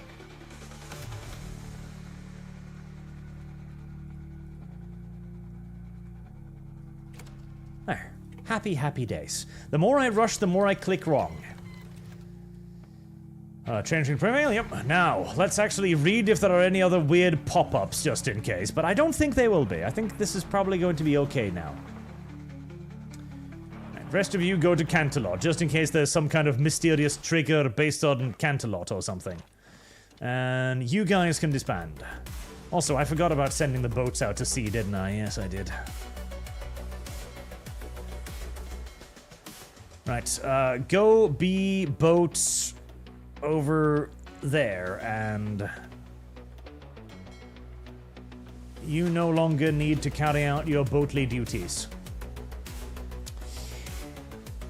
Spoofers, there is a YouTube playlist that is a reading of it. Here are the stats you wanted. Videos 57, average length of 1 hour, 5 minutes, 37 seconds. Total length of playlist 2 days, 14 hours, 20 minutes, 35 seconds. Holy fuck. Well, thank you for the information. That is deeply appreciated. 2 days. I'm not gonna lie to you, chat. That isn't gonna be cheap. 2 motherfucking days. My god, chat. Are you sure? Oh, 1 day. Nice. I'm not going to lie to you, chat. That is indeed not going to be necessarily all that cheap. I can't say. 2 fucking days. Okay, 2 days long. Jesus. What did Kyle ask for the latest Fire Warrior stream? Double that, probably. Oh, these are the things I need, isn't it? Canterlot. Replace Canterlot with Canterlot Victory. Division recovery rate. Stability.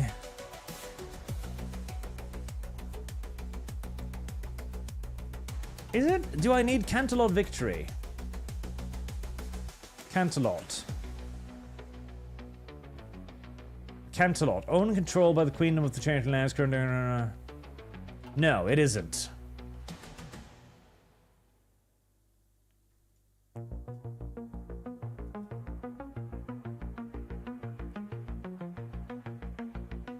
Yeah, I don't think that's the one. Because I really don't want to take another 10% increased garrison damage. No, that sounds like a really bad idea all around. Yeah, that sounds like a dreadful idea of the highest order, if I'm to be entirely honest with you. Sounds like an absolutely awful idea that I would not like to entertain, if at all possible.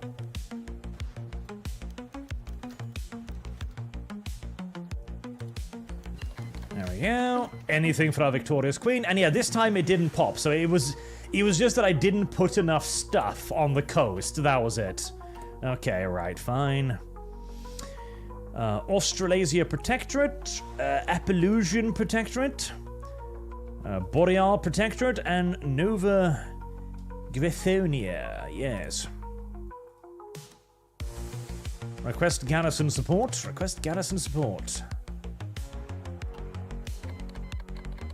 Crush them all.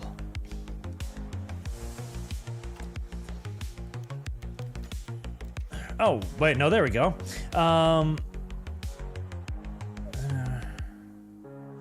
Okay, so unrest in the east. So that's the thing. So now I'm gonna read it this time then.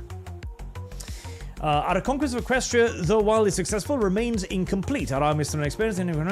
We must take action to form a semi-autonomous protectorate over eastern Equestria so as to relieve the overseas garrison from our phase takeovers of inaction. We have 2 months to select the division, form the Manhattan Protectorate. Okay, so it... Alright, so why didn't that pop the first time?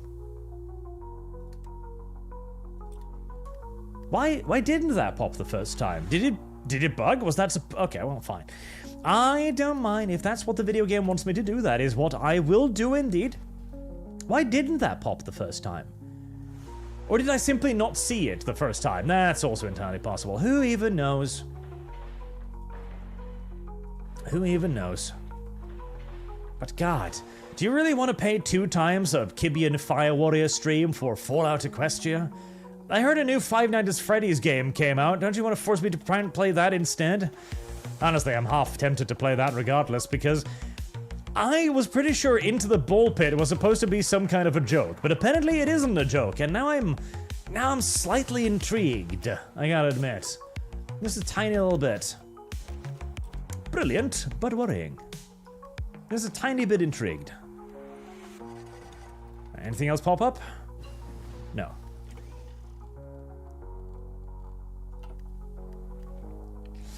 And you, lads, need to continue your push, please. All the way to Yakistan. Same for you. First Herzgruppe. First of your name. Keep going.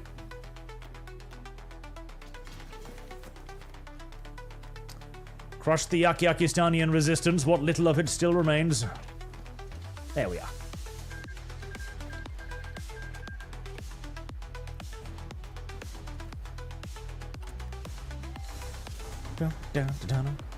I have a lot of small aircraft now. I can probably back off on the production of those as well. And start work on yet another line of little armored Kazis, yes. Harbingers of pests. Harbingers of pests. Who doesn't like pests? Everybody likes pests.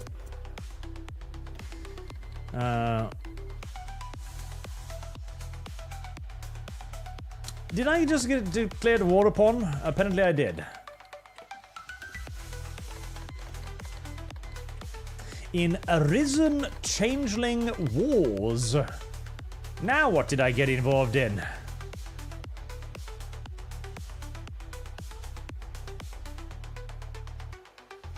Ah, it's new Merlin. Okay, right, fair enough. I figured that would be a thing sooner rather than later. Alright, fair enough. Not like there's gonna be really all that much stuff to stop me over here, so that's fine and fair. Though it does mean that I've gotta actually finish reorganizing my navy in the non-too-distant future. Right, so the big old navy is still done. Let's relocate that to Philadelphia, along with the spotting fleet, as, who knows, they might start invading my ass. They might. Ship stuff. Dual-purpose guns, let's get going. Yes. Ship torpedo launchers. Advanced dual-purpose batteries, because the primary worry of a boat these days comes from the air, not the sea. And passive defense would be kind of nice, since I'm pretty sure they're blowing stuff off behind me with their little agent nonsenses. So I feel like maybe we should just, take care of that up there, but oh well. I mean, I guess they can't really get up to all that much bother, so meh. Go for Yakistan. And there goes the last of it.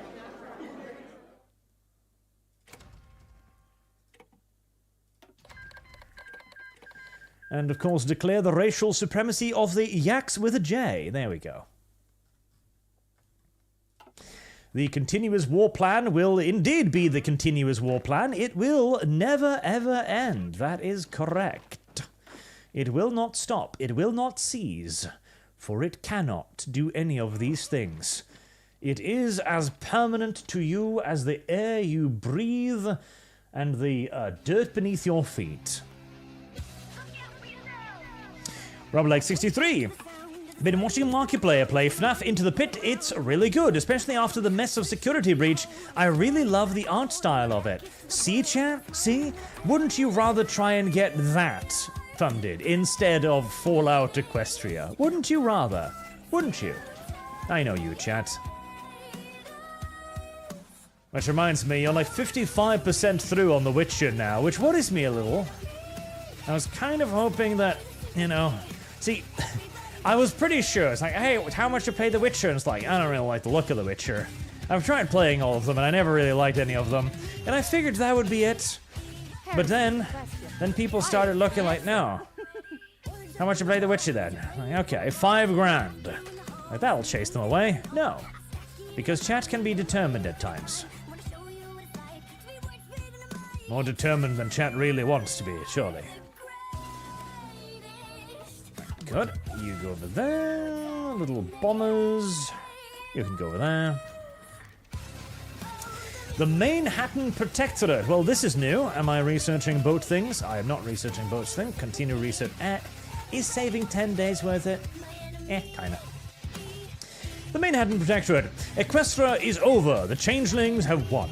For the ponies, shock begins to shift into a more passive, bleak helplessness. The war was horrifying and costly, and now it has ended in defeat. The whole of Equestria rocks back on its heels. The victorious but overextended changelings begin carving up the new territories into commissariats and protectorates, hoping to organize a new government swiftly before the malaise can become resentment.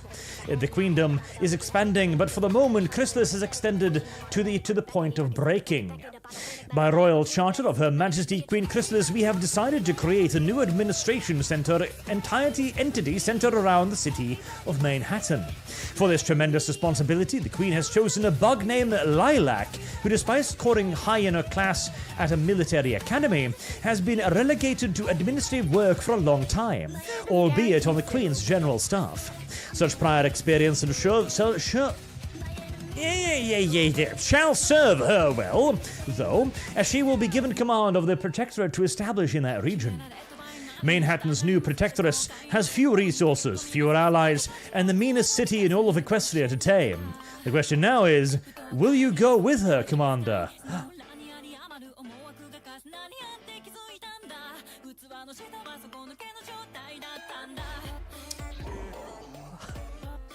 But she's a little bit of a cutie, though. Look at her.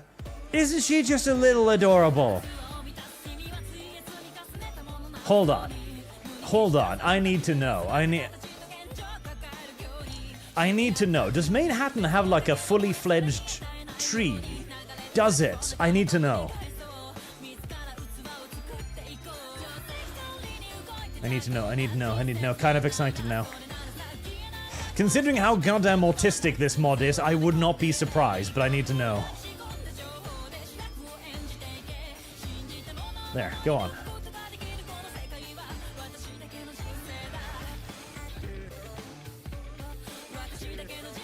Let me see.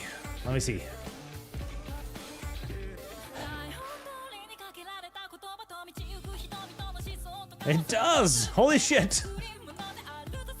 Many titles has been bestowed upon the great megalopolis of Manhattan. Throughout the centuries, the three boroughs, the Big Apple, the Empire City, Caput Mundi, the capital of the world. Prior to the Great War, Manhattan and its satellites, Hayston and Bronklin, had constituted more than a quarter of Equestria's industrial capacity. A hub for trade and commerce, steeped deep in history, powerful and sophisticated enough to rival Canterlot in its technological, cultural, and political influence. There is no doubt that the city that never sleeps was a crown jewel of the equestrian realm. Today, Equus lies beneath the changeling jackboot, as the victorious armies of Queen Chrysalis goose-step through the war-torn cities of Equestria. Harbingers of the insipid Pax Chrysalis, the hegemony reigns supreme on the one continent. And as their protectorate rights from the ashes, the Lady Protectress watches over her demesnes with a hawk's eye. Manhattan was brought low by the war, but under the guidance of the Protectorate, there is no doubt the city will soon reclaim what had been lost, to rise again, remade into a glittering megapolis of the hegemony. This has got to be such a reference to the man in the High Castle, surely. The ponies of the Equestrian East Coast, though, have their own desires, encompassing not only Philadelphia and Albion, but also stretched of inland territories reaching Hollow Shades in the west and bordering Severn in the north. The garrison is woefully understrength the task of pacifying the entirety of the East Coast. All over the Protectorate, the Harmonic Resistance plots to overthrow the changeling occupies, to restore the ideals of freedom and liberty to the ponies of Equestria. Starlight Glimmer and Trixie Lulamoon. Trixie, the great and powerful Trixie. Both former comrades of Princess Twilight Sparkle, and powerful unicorns in their own right, stand at the forefront of this growing tide of unrest. Charismatic, cunning, and peerlessly capable, the invisible hoofprints of this revolutionary duo can be found imposed on the myriad of crises already beleaguering the changeling administration. Beset on all sides by a conquered people bent on vengeance, the Protectress Lilac will have to use all her wits in the coming years, if her nascent reign is to weather the aftershock of Equestria's demise. Again, I mean, the sheer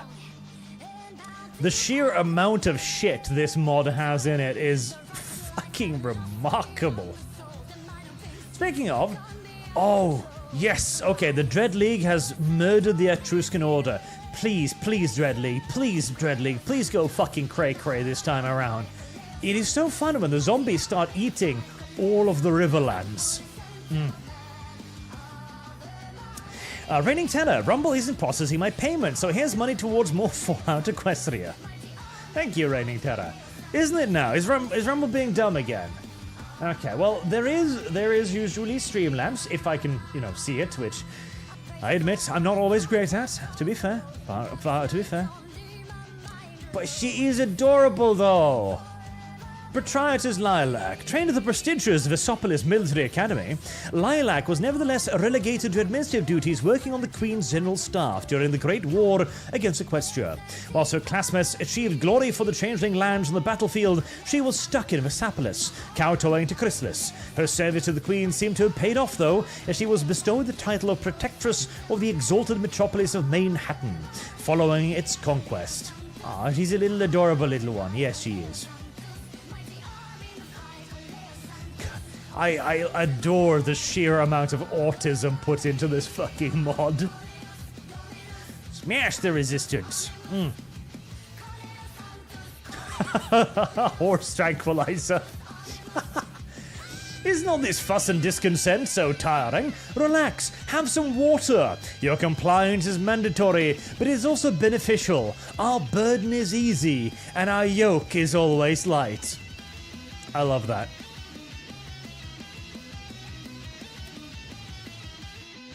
Weaponized lacrimation. Punitive feedings. Queen of the Big Apple. Ooh. The springtime for springtime for lilac. And another focus tree. Are you serious? Oh, that's really cute. Springtime for Hitler and Germany. If you haven't watched the Producers, by the way, the musical The Producers, do. It has an absolutely amazing musical number in it called Springtime for Hitler. It is so fucking funny. Oh, old school good fucking comedy. It is an amazing movie. Watch The Producers. It is great. You know, weirdly, I feel like I would get along very well with the producers of this mod. The Trottingham control area. No more horseplay. Oh, they've got my sense of humor.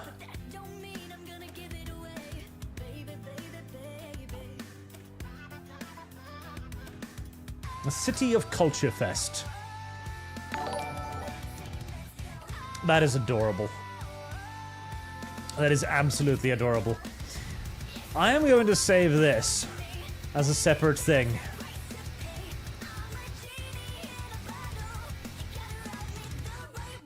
Because that is awesome. I love that. That is so cool. That is so cool. God. Again, this is what passion gets you, right? This is what actual passion gets you. This is why I have become a full-scale defender of Bronydom, okay? Because at the very least, this fandom still wants to make stuff that is good for its fandom, right? All other fandoms are currently just disintegrating and falling in upon themselves in abject mistrust and hatred as they realize that the creators that they once loved and cherished, like Bruce Timm recently, for example, fucking hate them and don't want to give them good stuff. They don't want to give them good entertainment. They want to pee in their mouths. That's all they want. The Brony fandom, meanwhile, is just like, okay, you know, we'll just make our own game then, with blackjack and hookers. I admire that stance. I really do. I really do. You little shits are starting to attack my stuff, aren't you? I don't like that. That is going to be way too far away. Right, let's relocate you down to Itzmulias here then. Right, so you are going to be carrying out patrol activities there, and the Navy will be doing strike force work for the patrolling destroyers. I'm going to need to get these guys up and running, but they are going to need a fair... Well, actually, they're pretty close to being done training right now. And I do have a bunch of more stuff here as well. Yeah, and I've got 3 little more carriers, so I've got the stuff for another little strike force should I need it. No problemo, no problemo. Speaking of problemos, where the hell was I? Minions for the Queen. Yes, that one. Yes, that one. Paul Dammock becomes a bridge code worshipper. Welcome, sir, welcome. Artemis Fowl, is that the Killdozer on the left-hand side? It probably is, yes. Of course it is. Obviously it is. Why wouldn't it be the Killdozer? There was another one over, is it still here? Abyssinia.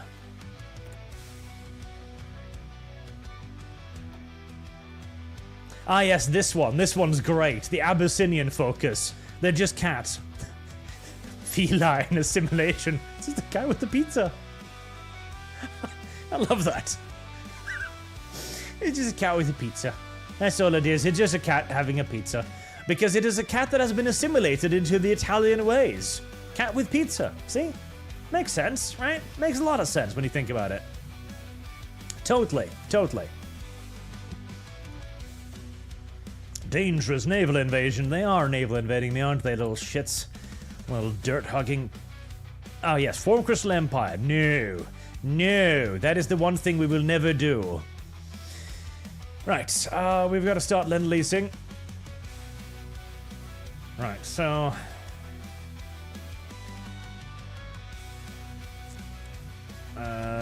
Guns.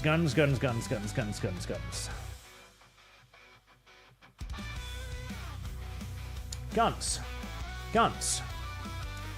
Is that a boomerang? No, it's a kukri. Okay, fine. That's better than a boomerang. Thunder Splash. Yes, but where am I? There we go. Right. 5% monthly to the Confederate States of Equestria.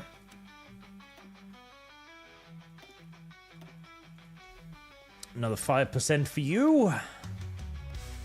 Another 5% for you. My adorable little lilac. You little cutie pie, you. There we go. That should help you establish control over those. But why, though? Did I ask you for... Yes, garage support, yes. Right, start lend-lease.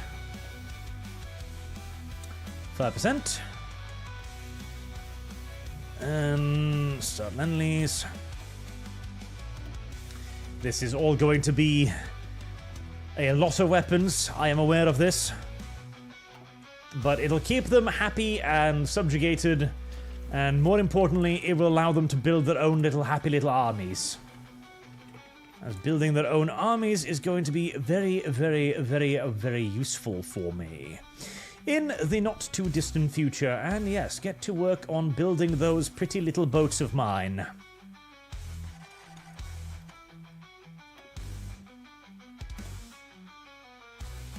I still got some Navy stuff, don't they? Oh god, I'm losing a lot of destroyers. But still, they lost more. Although I might not be able to win another naval war. Oof. It's a bit nasty, that. And boy, it is going to take me a while to rebuild the Navy. Oh, yes. Right, keep going with anything and everything you can, as the naval requirements for my new reign is going to be significant. Massive, in fact. Fucking retarded. Artemis Fowl, Russian units are rescuing conscripts that were stuck in Kursk and then forcing them to sign combat contracts in return. Heresy is the question. I mean, of course. Fire is the answer. They're gonna have to fight, Buckumus. They're gonna have to fight. It is the only way that they can be freed. Otherwise, why even freed them? They would do more damage to the Ukrainians if they remained on the Ukrainian side in that case. I don't know. Gotta free them. Definitely.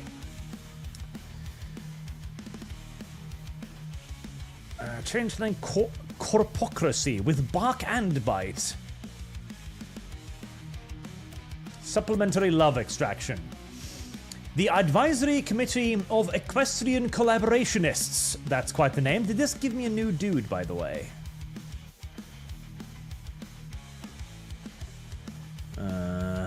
Not yet, at least. How long does she intend to keep us waiting? I don't know, dear, but it shouldn't be long now. Finicus Vessalis sighed and did his best to ignore the conversation between the two noble ponies behind him as he pretended to admire a portrait of the Great Queen hanging on the wall. He and several others, changelings from across the hives, economy and industry, had been tasked with organizing a cabinet of valuable equestrians who could play a critical role in collaborating with the changeling government in administering the newly conquered provinces. But that had been a headache and a half, and much too difficult for how much it was worth. Gathered in the sitting room behind Finicus were a hoofful of minor Canterlot nobility, most prominent among the houses of Amithis, a few deserters and former officers of the Equestrian armed forces who had pledged loyalty to the Queen, and several of Equestria's richest business ponies, willing to be the first in line to serve the new regime if it made them a quick buck. The cabinet, termed the Advisory Committee of Equestrian Collaborationists, or the ACE Collaborationists for short, were to be Changeling's trump card for making the rest of Equestria swiftly fall in line under their new rule. But judging by the fact that the Lord and Lady of House Amethyst had the gall to complain about being kept waiting before their audience with the Queen, in the capital of Vessapolis nonetheless, left Finicus doubtful that the collaborators would solve more problems than they would create. Still, the Queen's orders were the Queen's orders, and getting dirty with the Equestrians from time to time would be worth it for the business opportunities it afforded the main hive industries. Thankfully, the doors parted, and all the idle chatter and murmuring in the sitting room stopped. "The Queen will see you now," a soldier of the Queen's Guard said as he stuck his head through the crack. That was all the sign Finicus needed to stop admiring the art and get the show on the road. "Right. Every pony, follow me, this way," he said, moving towards the doors and gesturing for the equestrians to follow him. "Now, I don't know how you idiots treated your princess, but Chrysalis is a queen, and I'm hoping you know a thing or two about how royal titles work. That means behave yourselves, or you'll be going home to your families in a sandwich bag." When all he was greeted with were glares from the nobility or boot-licking grins from the good business ponies, Finicus closed his eyes and turned around, willing to get this mess over with before he had to stick around for cleanup. Okay, that does one compliance policies. Alright, I see. I get it. At least I get a little bit of it. I get some of it. I understand a portion of what you are trying to tell me, video game. Fear not. You guys are done with training, so let's relocate you.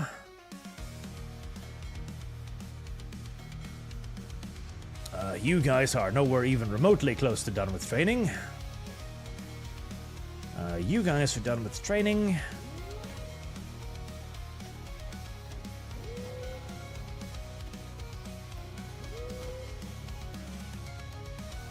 A little bit more for those.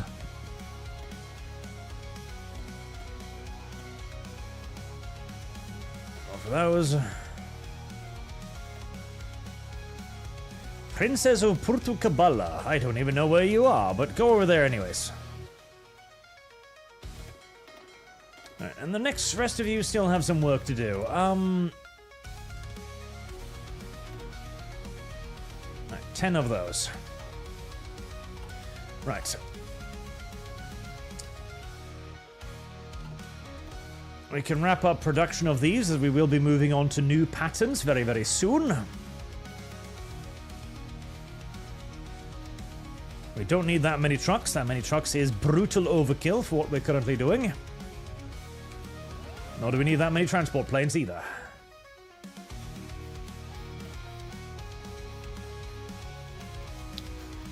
Caroline Fimeter falls ill. Well, that is unfortunate, but not necessarily a problem.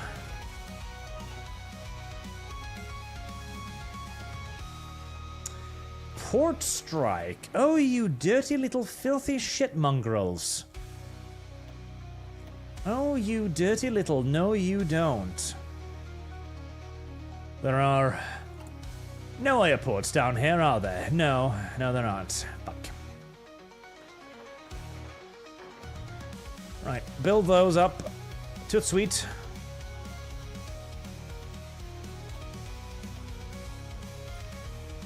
On the double, please.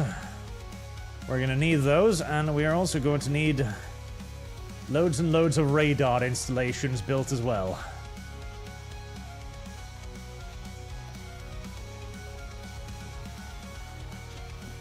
The Fall of Lake City. By the time Carthian forces reached the outskirts of Yezagrad, otherwise Lake City, the Lakish garrison had already set up a strong defense. Is that over here? No, Salt Main. Okay, this is something else. Yeah, I'm a little bit worried about that, though. Send down 6 divisions from the 1st Heeresgruppe, just in case. Just in case. With many barricades and sniper nests as well as gunboats on the lake, the invaders made several probing attacks and decided they had to call in reinforcements. What followed was a series of assaults on land and air and water, each repelled by the tenacious and brave defenders. One last desperate attack was made which achieved a breakthrough that was quickly exploited to divide and destroy the Lakish units.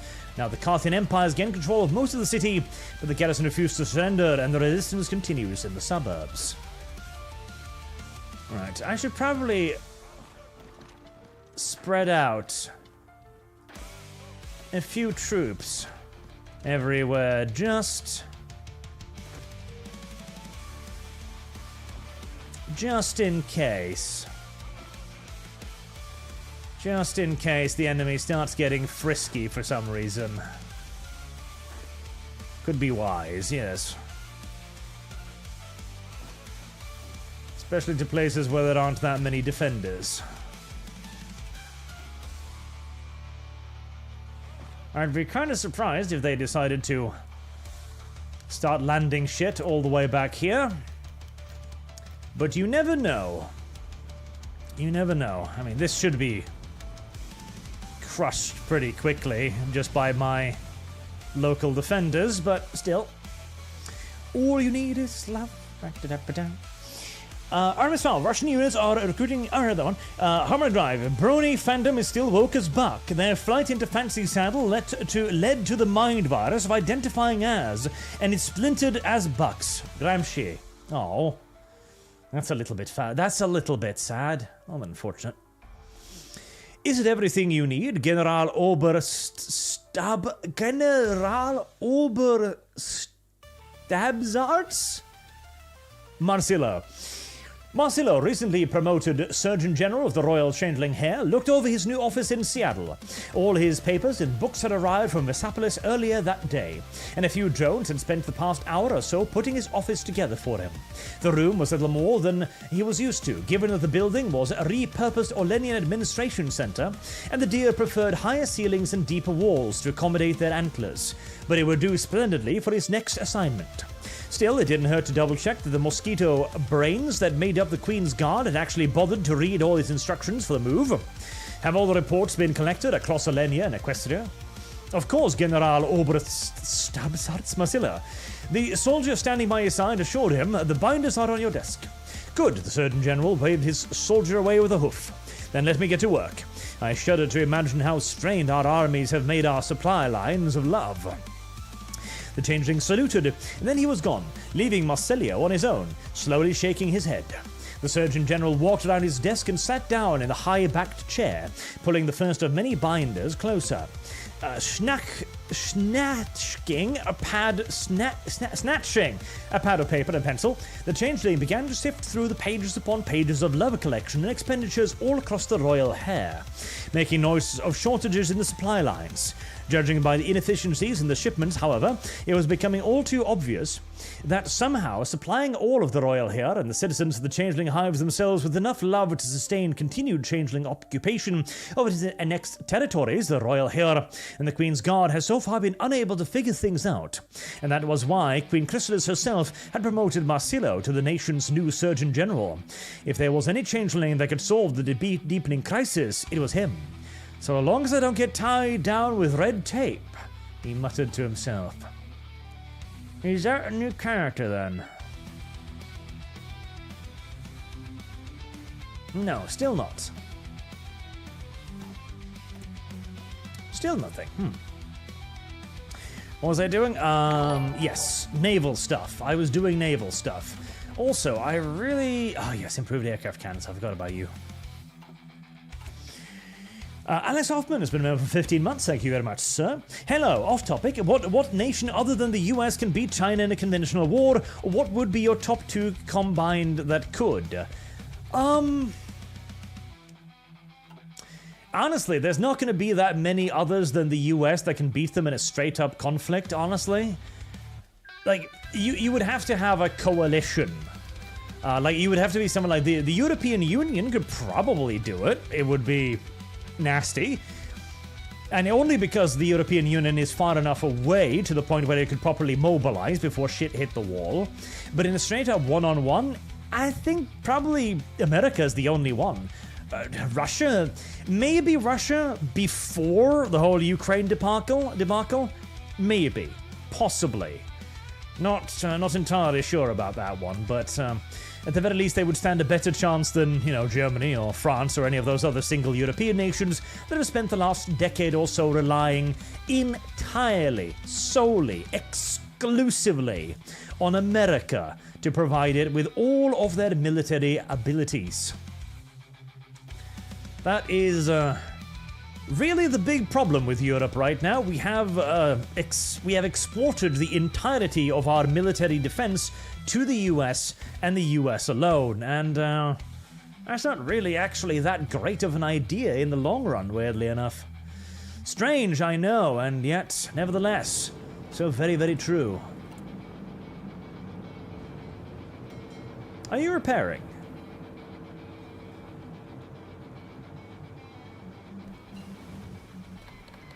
No, not are you? Damn. Oh, see? That is exactly why I was sending stuff over here, because I kind of figured something like that would happen, since the AI, of course, does not have any limits on the range of its, naval invasions. The AI can invade no matter the range, and it can ignore at least some level of, naval superiority as well. Not completely, I don't think, but some level, so it's definitely a good idea to put some stuff out here. Alright, so what was I doing? Navy stuff. Separate fire mains. Separate fire mains, a very good idea, yep. These boats are still quite some distance away. I would kind of like submarines, but let's get the damage control nonsense out of the way first, shall we? A polite request. We have received a letter from our minions in the Northern Protectorate suggesting he would be able to keep order in the Penguin Lands. The Pingland occupation duty is notoriously unpleasant one, not because they are rebellious, but simply because Pingland is cold, bleak, and there's not much to eat aside from pickled herring. This fact alone makes the offer tempting, and it isn't as if we would be giving up particularly valuable land. His letter also mentions something about historical ties between penguin kind and bear kind, but that was far less important than logistical concerns. Whilst the heir endorses this idea, certain VOPS agents warn that the Northern Protectorate has been remarkably difficult to keep an eye on, and that expanding it would mean expanding the blind spot of our intelligence services. Yeah, no, let my favorite bear have what he wants. They've been good to me so far. Purge Plague unleashed. Okay, what is this then?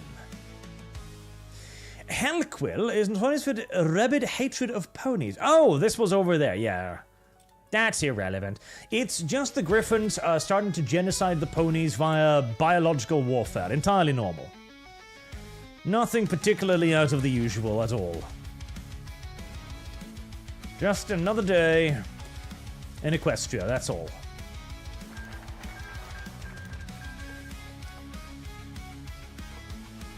The leaves Sammelint. Have I unlocked this yet? I still haven't, no. So somebody tell me I need to read this too, by the way. Redacted. Oh, redacted. All of it's...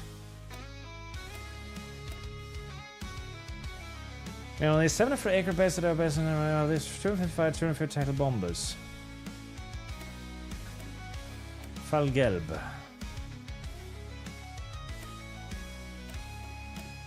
Huh, that looks like a nuclear icon. I'm a little bit worried about what that means exactly. Cannon launch resistance -1, local resource 75%, increasing efficiency, that's cute. The saddle protocol, drain prisoner of war. A crisis in the making. General Oberst Stabsarts Marcillo stared at the black letters on the summary in front of him as if they were a death sentence.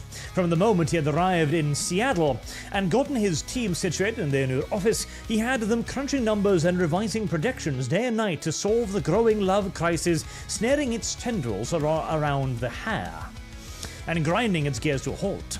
While all methods of subsistence love harvesting had worked for the army as it rampaged through equestrian lands, now that the war was over and the whole of the pony nation needed to be subdued and administrated, it had become clear that this informal collection was unsubstantial and completely inefficient for the long-term garrison needs to keep control of the land. As things stood, the army could not be expected to maintain its love supplies of harvesting from equine POWs and bleeding entire towns dry. A change was desperately needed. Thankfully, while his team had focused their efforts on understanding the growing love shortage, Marcillo had dedicated his time to developing a new harvesting system. Dense population centers would be prioritized over sparsely populated villages, and love would be collected from the populace on a quarterly basis, with only half the population paying their love tax at a time, to leave able bodies still capable of maintaining the necessities of day-to-day living. Importantly, ponies would not be drained to the point of exhaustion and weakness. The less of a hassle it was for them, the less inclined they would be to fight back against the love collectors. All in all, Marcillo's proposed system would be effective, streamlined, and efficient. But there was only one problem. No matter how hard he crunched the numbers, no matter how much he tweaked a variable here or there, he always came to the same conclusion. The hair could not sustain the army it had conquered Equestria with. It was simply too large and bloated, and if something wasn't done to trim off the fat, the only way to keep it fueled would be to bleed Equestria dry.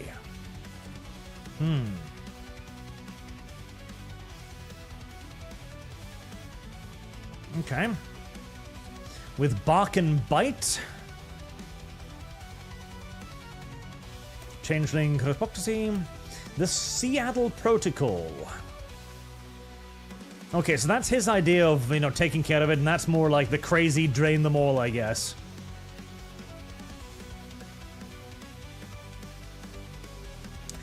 No, we are going to be merciful to them.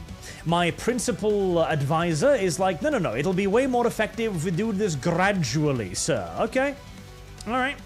If you say so, I will believe you in that. I will assume that you know what you're talking about. And my little spotting destroyers have basically been wiped out. Okay, well, move you back there, and we can get to actually reorganizing the Navy once you arrive.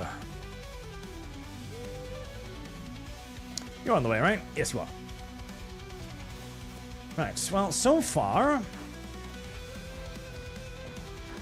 all the enemy efforts have been culled very quickly.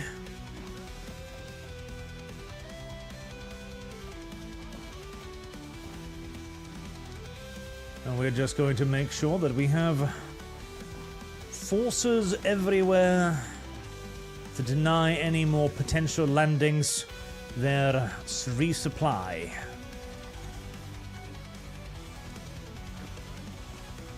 Help out the smashing of that. Oh, that's a lot of dudes you're going to be sacrificing down there. There's a lot of dudes you're going to be sacrificing down there, and I'm going to need more airports, aren't I? Yes, I am. Yes, I am.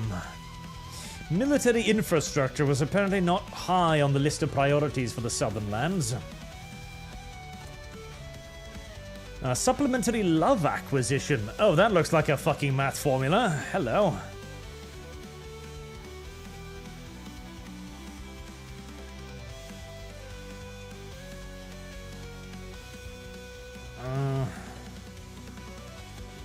Supplementary love synthesis. Civilian factory users.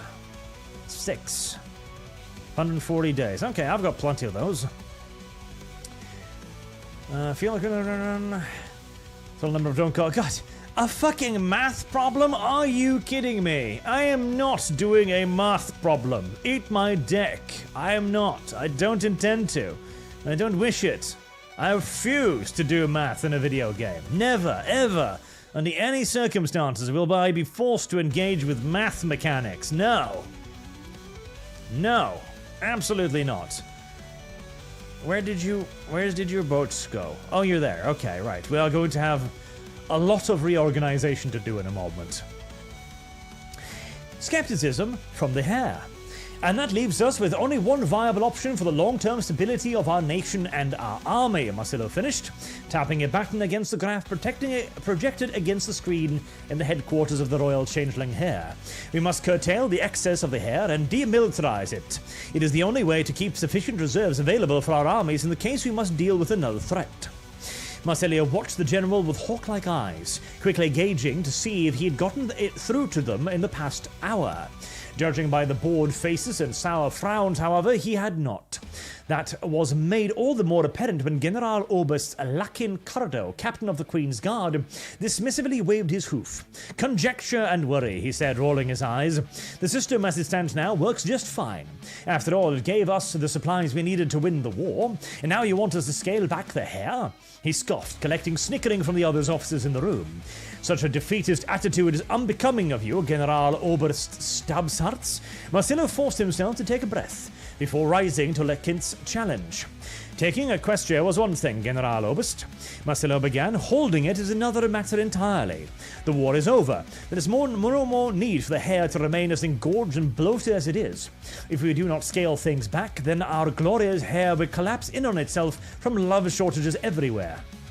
He allowed himself to glare at the vain Queen's Guard captain, and eventually you will run out of villagers to squeeze for the love until they're with their withered husks. The system will go on as it always has, Lakin proclaimed, remaining adamant as always. Besides that, implying that our treatment of these conquered Equens is cruel or harsh also implies that they're even worth caring about. They'll fulfill their purpose like any other livestock. They aren't livestock, they are people. Ponies, actually. Marcelo shouted back, and if we don't treat them with some respect, then they will fight back. People? General Oberst Lakin had a laugh at that. I think I prefer my opinion to yours, General Oberst Stavarts. This meeting is over. As the Changeling High Command began to rise from their seats and file out of the room, Marcelo looked down at the binder in his hooves, the words Protocol for the Safe and Sustainable Collection of Love printed across the front. If High Command wouldn't listen, then he had to somehow convince the Queen herself. You've convinced me. I am entirely on board with this. In fact, again, the Jaegers, Abwehrkommando, it will stay in spirit, but the Jaegers are simply too light. They need to be replaced with something heavier and probably mechanized or specialized at this point, so I am happy to disband these and keep the Queen's Guard.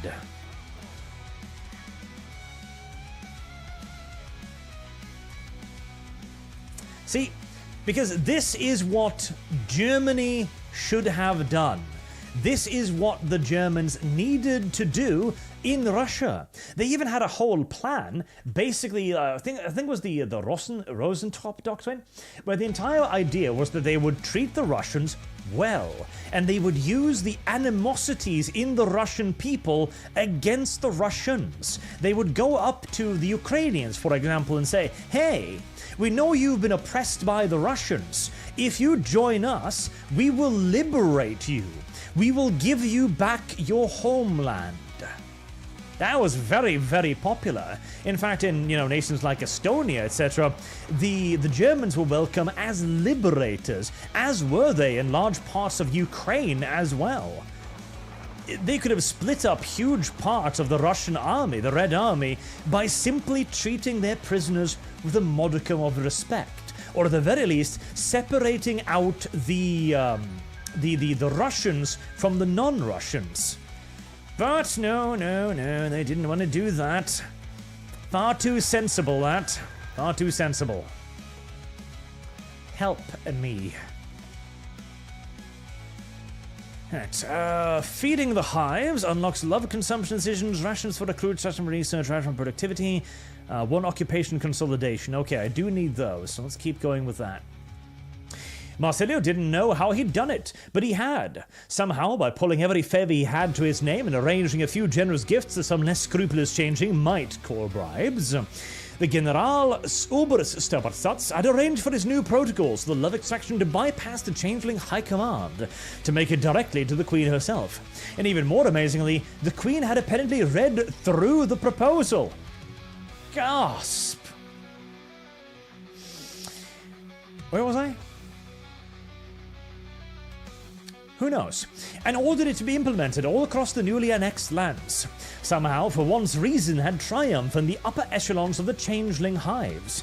It was enough to make Marcelio light a cigarette in celebration, never mind that he'd quit 2 years ago. The Seattle Protocol, as it had been formally named, would be a radical change on the Changeling Love collection system, taking irregular and oftentimes life-threatening harvesting and institutionalization in as a regular part of life for those under Changeling rule. A regular harvest every month would drain half of the population center of their love, leaving the other half to care for the harvest, until the roles would be reversed the following month.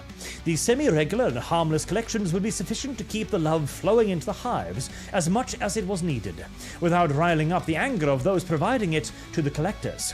After all, the benefit of stable Changeling rule would more than outweigh a slight inconvenience every month when the love collectors came to town. Given some time, there wouldn't be any fuss about the quarterly harvest at all. Honestly, this is probably true. See, this is a part of Warhammer lore as well. The reason why the populace in Sylvania don't rise up against the literal vampire counts is because, frankly, the vampire counts are less of a bother. One improved attack bomber on a monthly basis. Oh, aren't you just a little cutie pie? Thank you. It's useless, but thank you very much. I appreciate the thought. Is because, frankly, providing some blood on a monthly basis is way less problematic and way less inconvenient for the people than fucking taxes, frankly. There you go. A successful harvest. Marcelo watched from the side of the collection truck as the ponies were brought out into the town square of their village. Most watched the changelings gather around with anxious looks, instinctively huddling closer together as they warily eyed the changelings manning the perimeter with rifles and machine guns. A few soldiers rounded up the stragglers hiding inside their homes, and within an hour, the entire population of the town had been brought together. Marcelo kept an eye trained on the faces of the ponies as the changelings split the assembled ponies into two groups. Then, leading one group forward, they began to power up the machinery gathered around them. A pink glow surrounded the ponies, causing many to flinch and cry out, but their cries faded away into confused murmuring, as nothing drastic or terrible happened. In a few seconds, it was all over, leaving the assembled ponies looking a little sluggish and tired, but none the worse for wear. The rest of the assembling changelings dismissed them, packing up their equipment and politely reminding the other half of the town that they would be back in a month for their turn. As the two groups reunited in the middle of town, surprised whispers bounced back and forth between them, with many ponies watching with disbelief as the changelings readied themselves to move on. There was even a little bit of laughter as the two sides shared a few embraces. Marcelo allowed himself the tiniest hint of a smile as he climbed back into the passenger seat of the collection truck. Laughter was good. That meant it hadn't been too traumatizing for those involved. And if the ponies were able to laugh about it once it was all over, then the next collection would be even easier. Given enough time, the simple love harvests would become just another part of life for these ponies. I have gained 1.5 Eros, Heresy which is the quite question. something. Fire is the answer. Ooh, okay. Stability is not as good as I was hoping. Rations for stability. And rations for economic growth, then, I think I will use.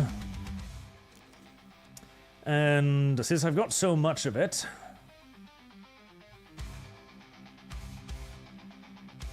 War support, war support.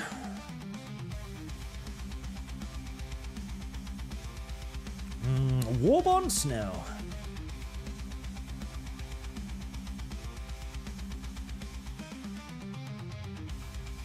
Alright, good enough. Right.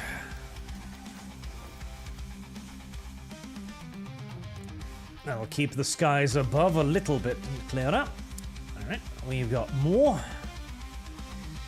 Start bringing out the fighters to patrol these areas steadily.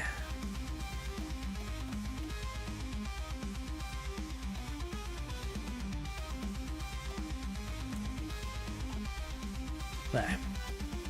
Oh, hi there. Good evening. Hello. You didn't think these landing operations through, did you? No, you really didn't. You really, really didn't.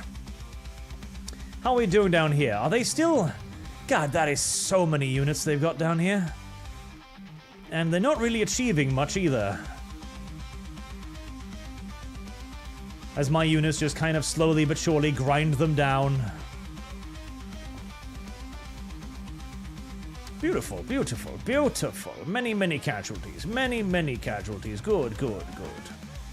Right, well, you don't need me, so I'll relocate myself to somewhere less inhospitable. And we've got airplanes here too. Lovely. Dispatch a couple hundred fighters just to keep an eye on it. And 300 bombers to make sure that our efforts are less costly. Johnson Smith, you're 5. What would the European response to Russia if they deploy WMDs on a tactical level, like the nukes or biological ones inside Ukraine and Russia? Nothing.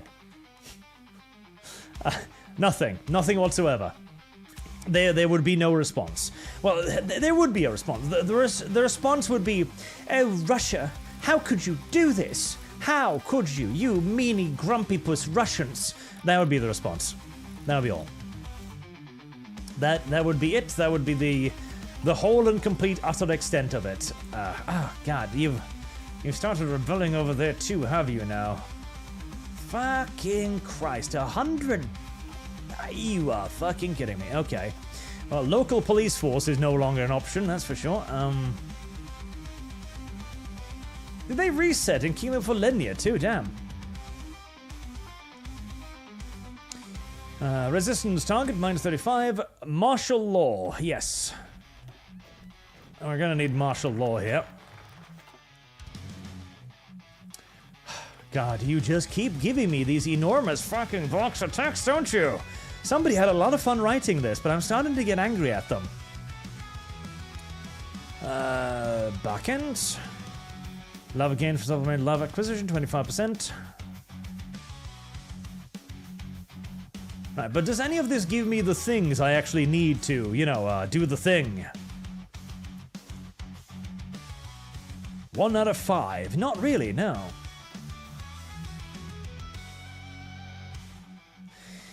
City open factory, 300 days. Resistance -1. I guess we'll finish the love thing first, just because it's a nice and simple direct line, isn't it? Yes, yes.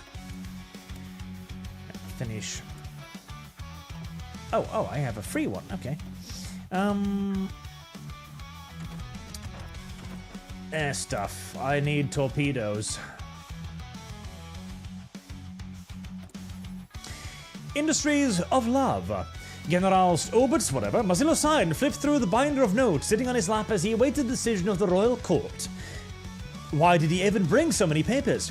He knew the Queen wouldn't read a single one. Ever since Equestria had fallen, she'd been pushing off all her royal duties as Queen of the Changeling to go play Conquest in Canterlot. It had taken a not insubstantial amount of effort on behalf of the court to get her to return to Versapolis and attend to her duties back home. But if he could convince the advisors, however... but who was he kidding?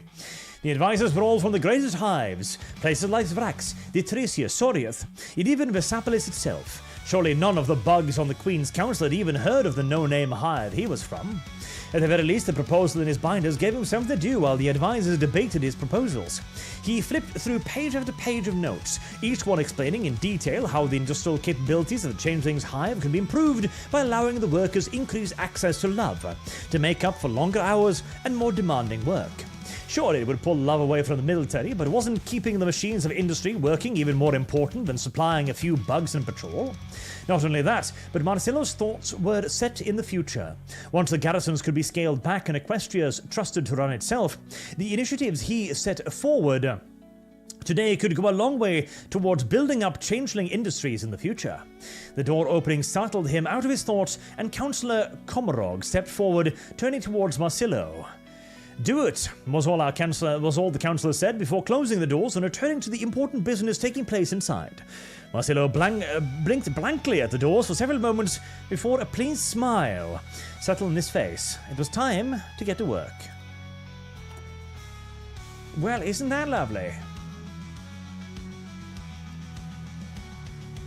Population growth, monthly population plus 50? Yeah, I'll take that right now, immediately. Thank you. The population is not great. Can I go back to extensive conscription, please? Yes, because I want to. I want to really, really badly. Really, really badly. Separate fire mains. Good idea.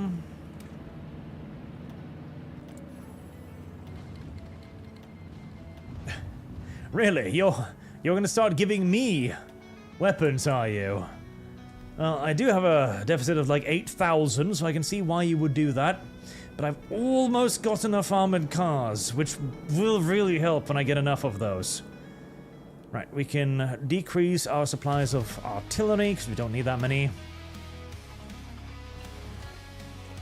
Just reasonable water fins, a Japanese invention largely, improved control system.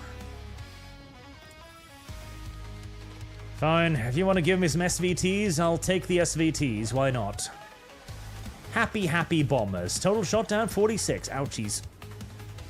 But the cost will be worth it so long as I manage to crush their armies. Yes, continue landing your random little forces without any supplies or reinforcements on my lands. It's a terribly effective strategy that you should totally continue with.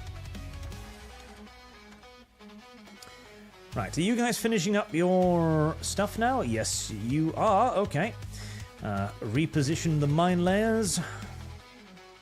You guys are done as well. You're still working on it. You guys are done as well. Good. Right, relocate everything over there. Oh my god. Everything has a fucking entire page of text. Could you control yourself, video game? Just a little bit. Could you just control yourself a fucking pinch? Just the tiniest amount, please.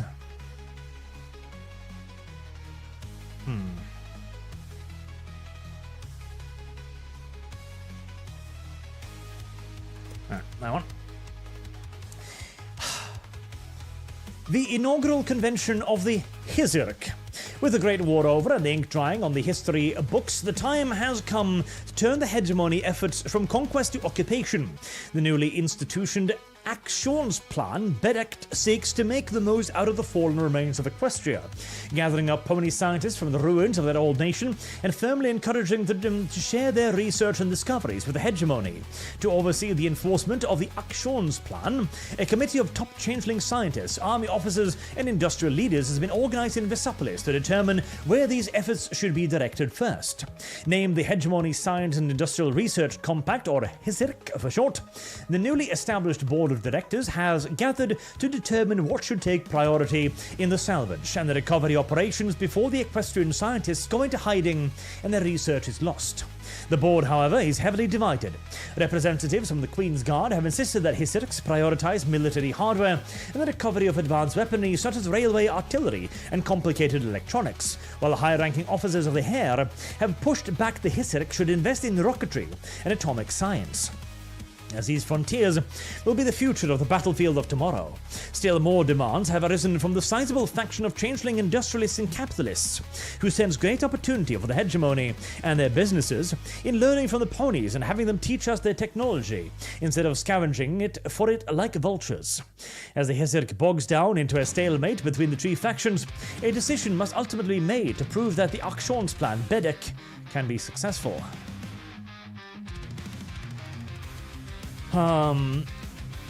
Industrialists, obviously, because what I need now is industrial force. Very, very self-evidently so. Industrial nonsense is what we require, and industrial nonsense is what I desire.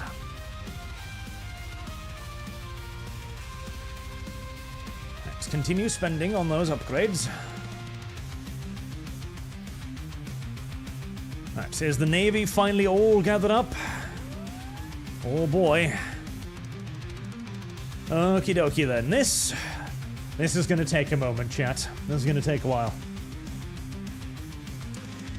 Right, so all carriers will be in one group, where we should have 3 modern carriers. Yep, those are our 3 modern carriers. And 4, then the old carriers, which will be, which can be turned into escort carriers, basically.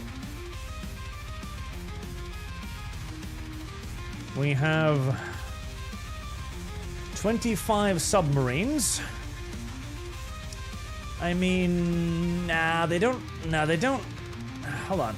If I relocate them over here, they might have the range, but I doubt it, but we'll see if the submarines have the range to do anything. Right, all battleships and all heavy cruisers, because they're basically the same thing. That is a pretty decent number, actually. It's a very decent number, actually. Right. Peel off the old battle cruisers, or the old heavy cruisers, more correctly. Yes, peel those off. That'll still leave us with plenty in a little bit of a old-school guns battle force.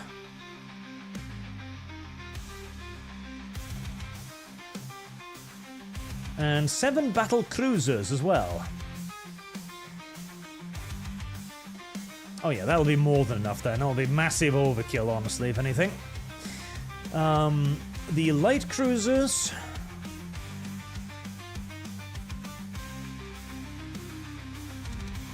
Separate those.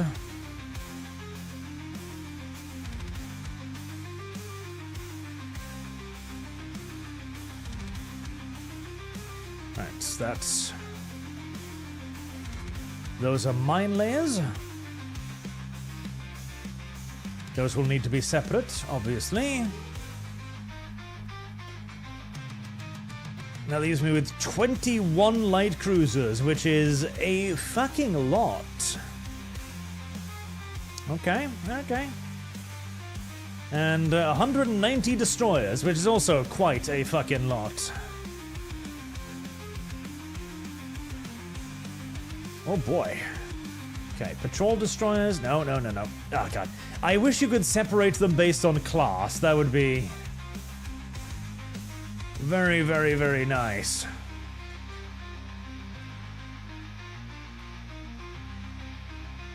Oh boy. I have made a lot more work for myself by joining these all together, haven't I? Yes. Yes, I have. I shouldn't have done this. This was foolish.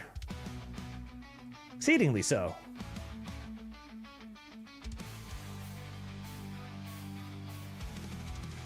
Oh god, okay. Get all of the patrol destroyers into one group. Alright, 26 of those. The magic of industry. I do like the magic of industry, but in a moment, please.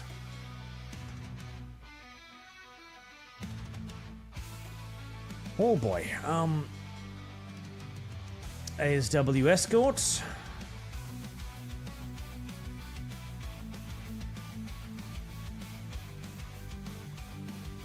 God, I wish you could separate these into classes. That would be super duper useful. Okay, 25 ASW escorts. Good. I am literally just re-achieving what I had already achieved before I did a retard. An extra patrol destroyer.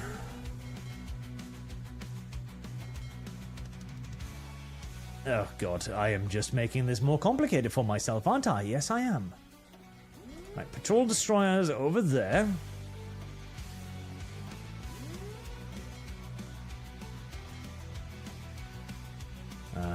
Fleet destroyer. Ah, yes, fleet destroyers. As the name indicates, they're the ones that are actually supposed to be joining the fleets. And the worst part is, it keeps double-clicking and poisoning my otherwise perfect well.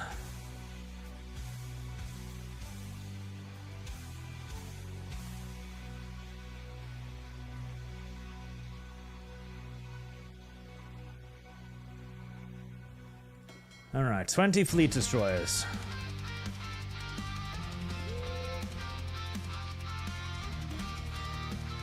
Which means that the remainder should pretty much just be old stuff, I believe. Yes, old stuff. Okay, right. So, patrol command.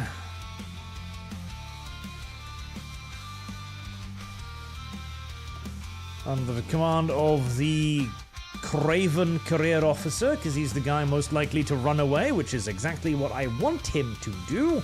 Whenever he runs into enemies, it is to simply leave. He never actually managed to become a spotter, mind you, which is a little shitty, but I don't know.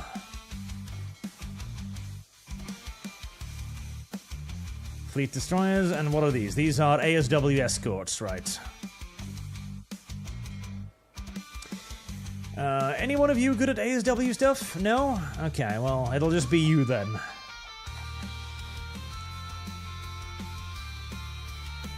ASW Commando.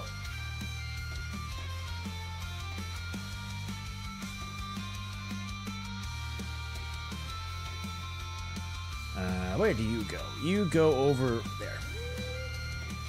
Right, which leaves me with 20 fleet destroyers, which is a beautiful number for this fleet right here. Right, so this will be one of the main battle fleets then. the patrol fleet.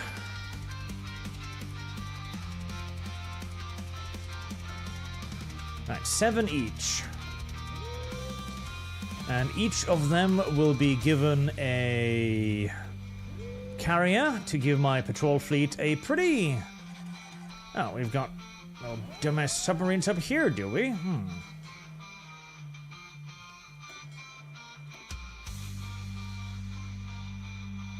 Wait. Is that a mine layer? It is! Okay, more mine layers. Go over there. Dumbass. The mine laying mechanic is such a cool mechanic that the AI just doesn't know how to play with, which is kind of tragic, honestly. Right. And each one of these patrol groups will be given 3 light cruisers, which will give them a lot of teeth. Brilliant. And we'll send the rest off.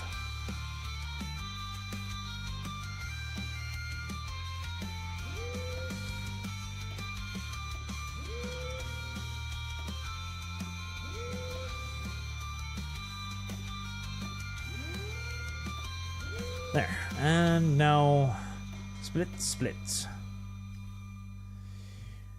1, 2, 3, and 4. There, that's a pretty serious patrol command right there. And... Wait. Did you manage to get yourself under the wrong commander again? You little tards. Patrol command, gotta help me.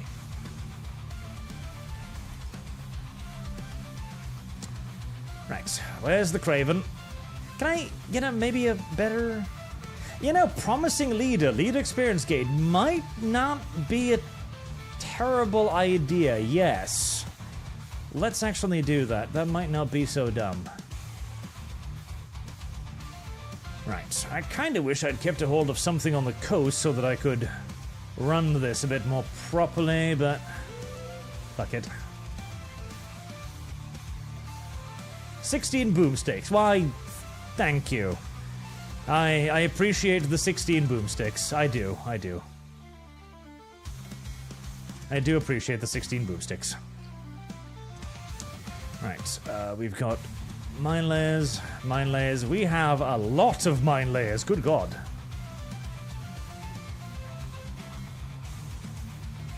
Alright, well that is going to allow me to mine lay the shit out of areas, which I am very happy to say.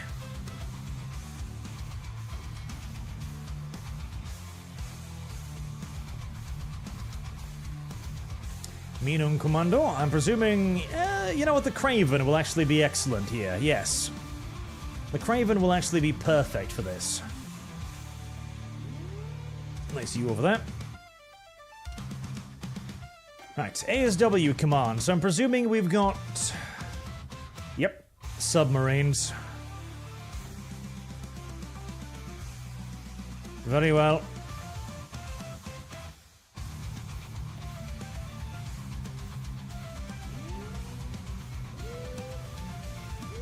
We will have you carrying out escort duties then.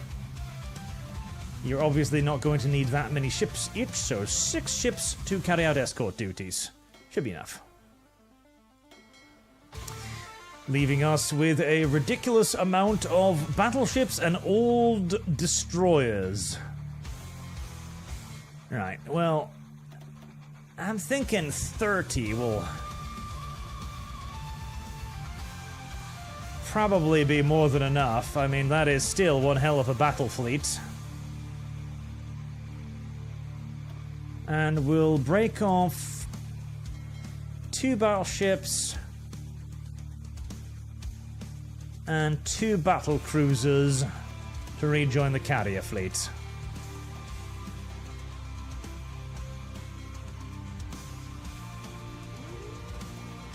And the rest of you destroyers, honestly, I need the pony power a lot more than I need... a lot more than I need you. Alright. dispatch the fleets.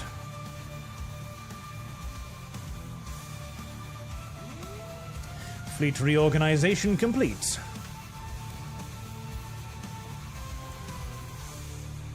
Very soon we can get to work on building an actually modern fleet. That will be nice. Modern ships for a modern war. That will be lovely. My pony power continues to plummet. This is entirely as expected. Ah, but finally I have enough armored cars. Okay.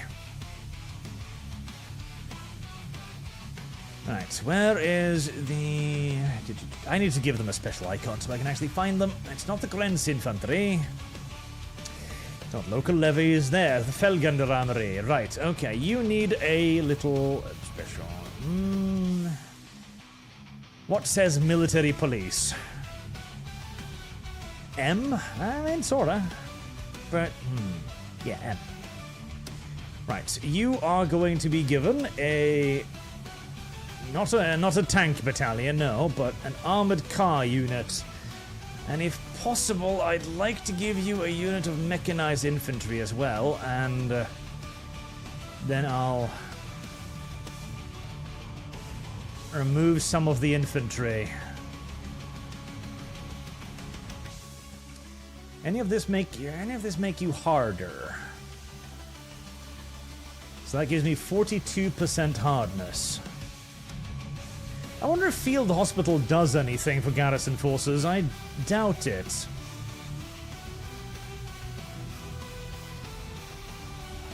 Right, how much in the hole for mechanized units am I at that point? 6,543. Right, never mind. That is not an option. God damn it.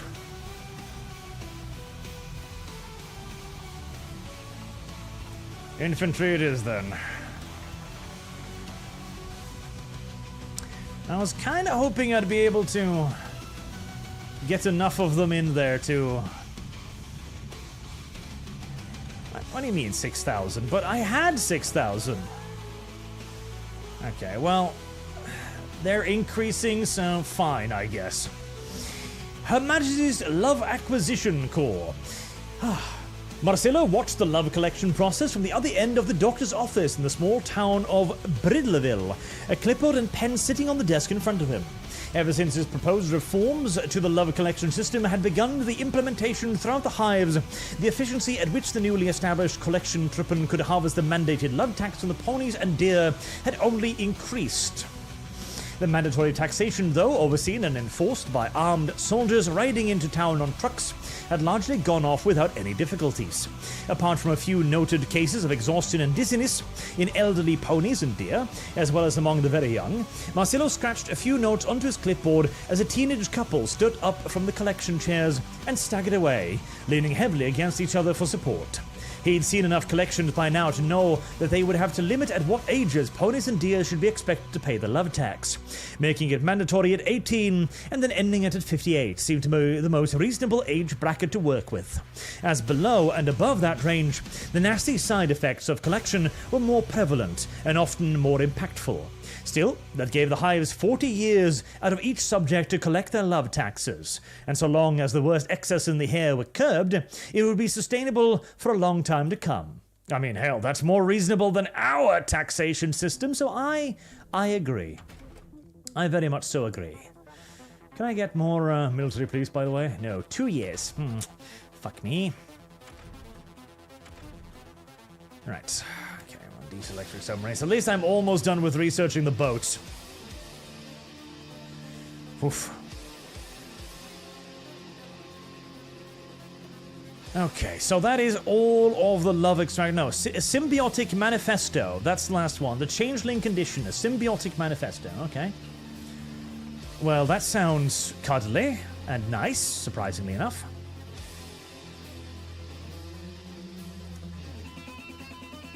Right, aircraft done. Okay, so I can update the aircraft things now too. Good. Hard points? Yeah, research hard points first. Hard points are pretty goddamn useful. Basic schnorkel, please.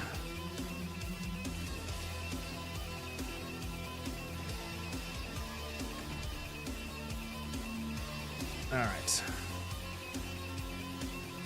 Good. One year. Semi-modern artillery before I go on to the next tank design then. Okay. Fighters. Semi-modern small airframe. Did the forest pop? What forest? What forest, chat? And jet engines or rocket engines, right? Well, we've got new fancy pants guns. Improved cannons or large cannons. Improved cannons give more agility and weigh less. Okay. Simple. 2 forward-firing cannons.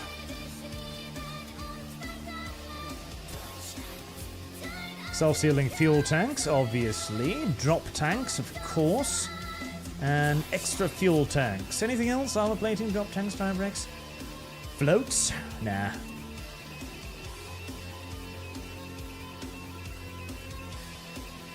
Air-to-air radar, not particularly useful, actually. Okay, weight 24. Okay, can we get away with 1 jet engine, I wonder? We can. Nice. Air attack 50, agility 67. I could slap on 2 more improved cannons. That would require me to use 2 jet engines. Would that allow me to support 4 more cannons? It would. Okay, 4 more fucking cannons it is then. Quadruple 25mm cannons in the nose. Yes. Yes. Schwalbe. That is more or less... Yeah, I like Schwalbe. Gunfox Mark III, though. Yes. Gunfox gave big dono. Gunfox get to be in-game. Gunfox Mark III. You're a jet fighter now, Gunfox. Be happy. Be pleased with yourselves and your achievements at hypervelocities. Now, sadly, you're going to enter into limited production as I require everything for rifles and other stuff, but don't worry, you will be produced and bred in significant quantities sooner or later, I assure you. I've also got semi-modern medium airframe. What do we got here then? Well, the biggest bomb load imaginable. Hold on. Hold on. If I were to wait and get the bigger pack guns, would that unlock perhaps autoloader? Anti-tank cannon 3 for aircraft is 3 years in the future, so no to that.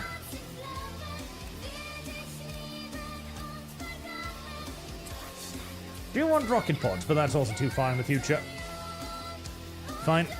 Semi-modern aircraft it will be then, with good old-fashioned bombs and probably 4 jet engines if I know myself right. Medium bomb load.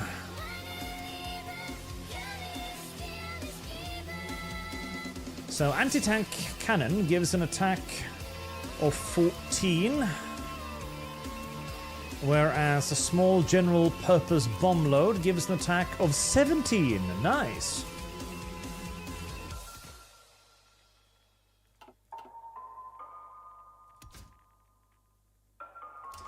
What about that? 15. Okay, so slightly less if you do medium general purpose bomber bays.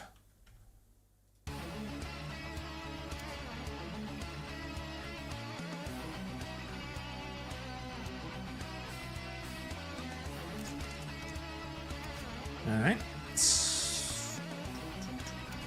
Small general purpose bomber's bay it is then. For a ground attack of 45. Not too shabby. And I've got enough weight for that, but do I have enough once I've added all the things? Self-sealing fuel tanks, extra fuel tanks, extra fuel tanks, 850 kilometers. That's really fucking short. That is not great at all.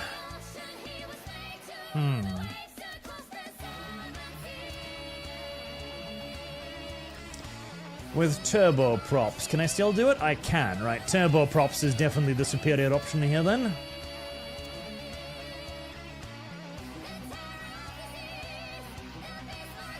Strat bombing, strat bombing. Subdetection, subdetection, strat bombing. None of this makes me better at bombing tanks, so it's all irrelevant to me. Although, armor plating is acceptable here. Right, I might not even need that many. How about 3 turboprops? Still good enough? 3 turboplops. 3 turboplops? Plops. 3 turboplops.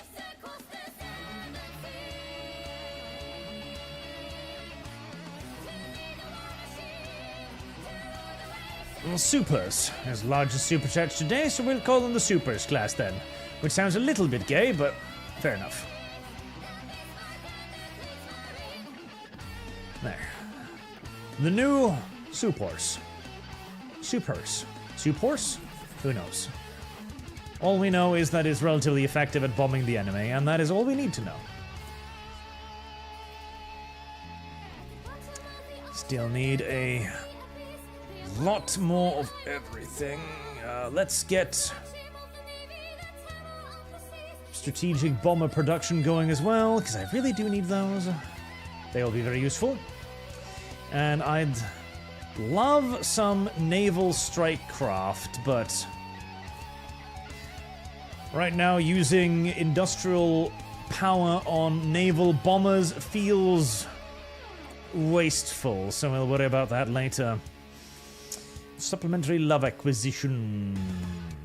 Rations for political power. Daily political power gain. Oh, 5. I don't really need that. In fact, do I need to buy anything with political power?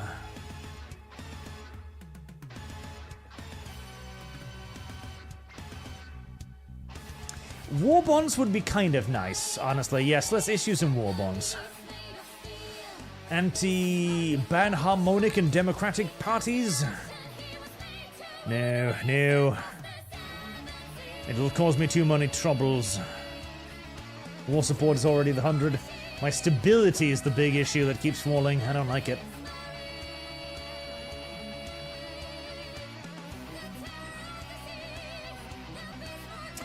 Rations for recruitment. I want to save up a little love now, because I'm a little worried that I'm going to need to pay like love taxes in the future or something. A little worried.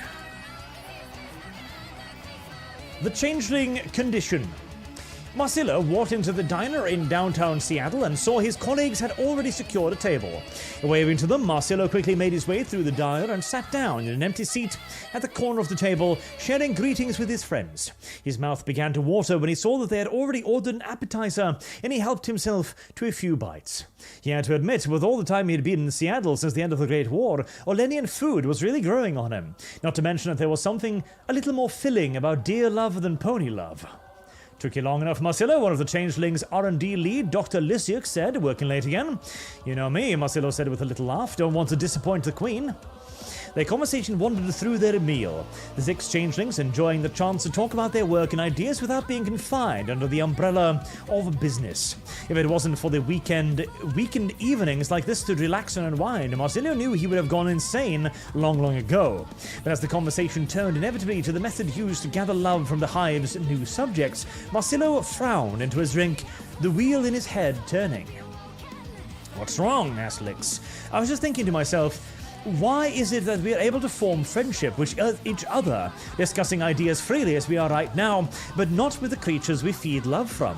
Why do we have to forcefully extract love from the deer and ponies to survive? Would it not be simple enough to work more closely with them, to understand them better, to give and reciprocate what we take from them? The mood around the table shifted to one of unease. Are you saying we should work alongside the Yuden? Those are dangerous things to say, Dr. League sitting to Marcelo's left. Are you saying that changelings are parasites? That our nature is inherently flawed? Maybe not so crudely, but that is the basis of the idea, Marcelo said. And I think the sooner we as a species recognize this, the sooner we can adopt and survive. We must stop being parasites to make it into the future. Otherwise, we won't have hosts to feed on. We have to become symbiotes, not parasites, and establish some kind of cooperation with the other species.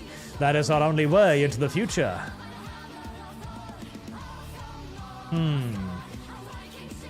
Gets event leap of faith.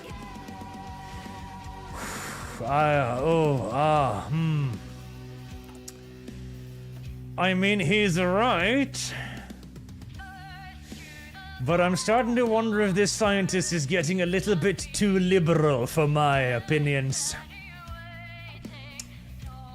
I think we're going to be saving now because he's right, and I like the idea. I just hope this doesn't turn us into rainbow ponies. All right, what else do we have? Gain base stability 5. That sounds like a good thing right about now, yep. Leap in faith, says chat. They wishes to leap into faith them.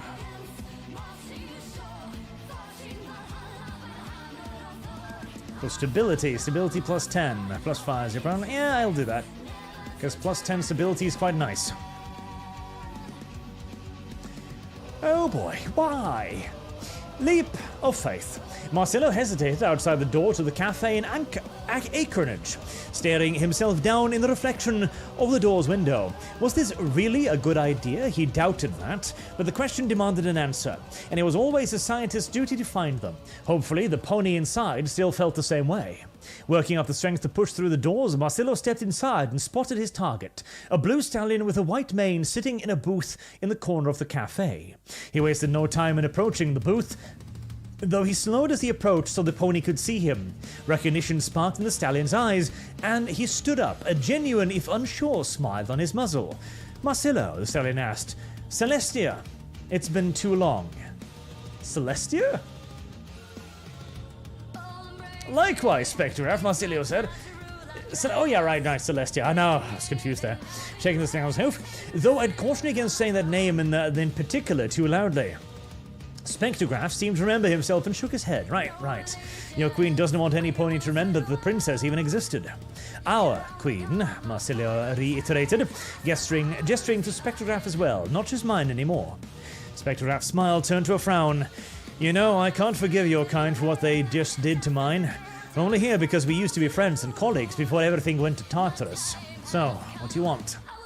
Marcelo sighed, unhappy that the friendly atmosphere had broken down so quickly, but he nevertheless pulled the small packet of papers out of his bag and put them in front of Spectrograph. "Read it," he said, "and tell me what you think." Spectrograph looked between the papers and Marcelo for a few moments before he pulled out his reading glasses and set to work. Several minutes of silence passed by as the stallion read through the papers, his brow furrowing ever slightly more with each passing paragraph. Finally, however, he took off his glasses and looked at Marcelo. "What is this? Some kind of manifesto?" "Changelings and ponies don't have to be parasites and hosts," Marcelo said. "One day, maybe we can be symbiotes, mutually beneficial. At least that's what I hope." He took the papers back and tucked them safely inside his bag, then tapped his hooves together. "So, what do you think? Would you be willing to help out?" Spectrograph struggled with that question for several seconds before fixing Marcelo with a piercing glare. "When Equestria fell, I swore to never help your kind hold my nation," he said, his voice bitter, but then he sighed. "But this would help Equestria too." After a moment to chew on his lip, he nodded to Marcelo. "You're a good scientist, Marcelo, and you've always been mindful of how your research affects those around you. If there was any ling I'd trust to make something better out of this mess, it's you." All right. I am skeptical of all this. Very skeptical. But nothing has imploded so far, so I guess good. Are these harder, by the way? Armor 30, reliability. Well, I do need better armored cars probably, so let's get to it. How am I doing on the numbers? Well, I am building them faster than they're being destroyed, so that's certainly something, even if the war is draining pony power at a continued and frightening pace. I've almost caught up with the rifle production, sort of. Rule of the High Tower. High Tower? The Panzerzug Corps.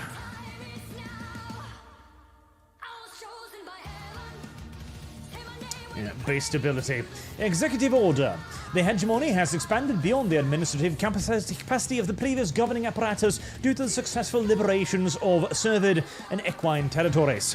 Whereas for the hegemony to continue its proper functioning and effect policing of the newly acquired territories, the administration apparatus must be expanded and centralized. The previously dispersed nature of the administration apparatus led to inefficient and oversight without the watchful eye of the great Griffin Chrysalis. God, I really need those little decisions to unlock at some point, but I have unlocked none of them. Good God. Now, therefore, I, Griffin Chrysalis, and sole ruler of the United Changeling Hives and rulers of both Alenia and Equestria, order by my absolute authority that the government of the Changeling Hives and the state apparatus must be centralized atop the Great Queen's Tower, to be personally under my jurisdiction and control. This reorganization of central governments shall allow it to operate at an increased level necessary for governing the additional holdings of the Changeling Hives, and be directly under my guidance at all times.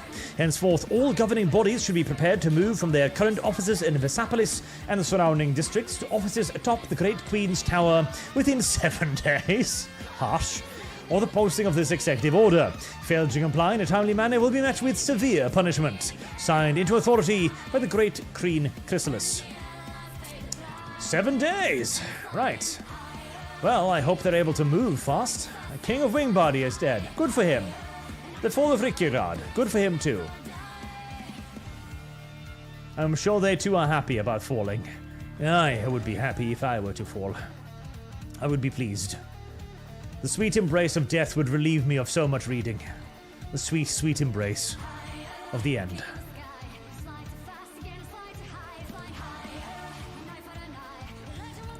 Right. How is the passive defense won't really help me much here, will this? Fire is the answer. Keep doing it, just in case they return to infiltrate us.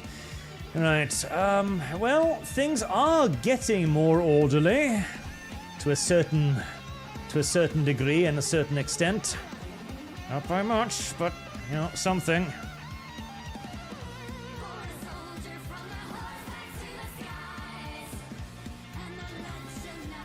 Things are calming, just not very quickly or very effectively.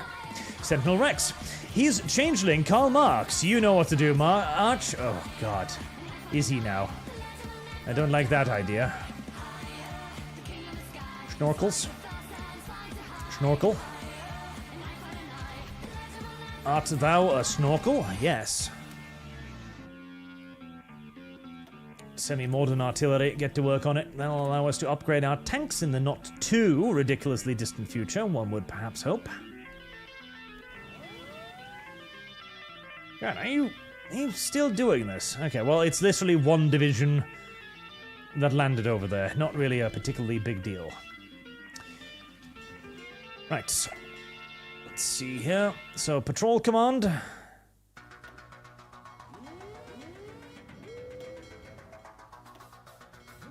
And Strike Forces. That should put a nice stop to any further attempts for them to mess with my shoreline, I'm hoping. The Guards Kampfhund, command power. The Lulamoon lead. Victor's Justice.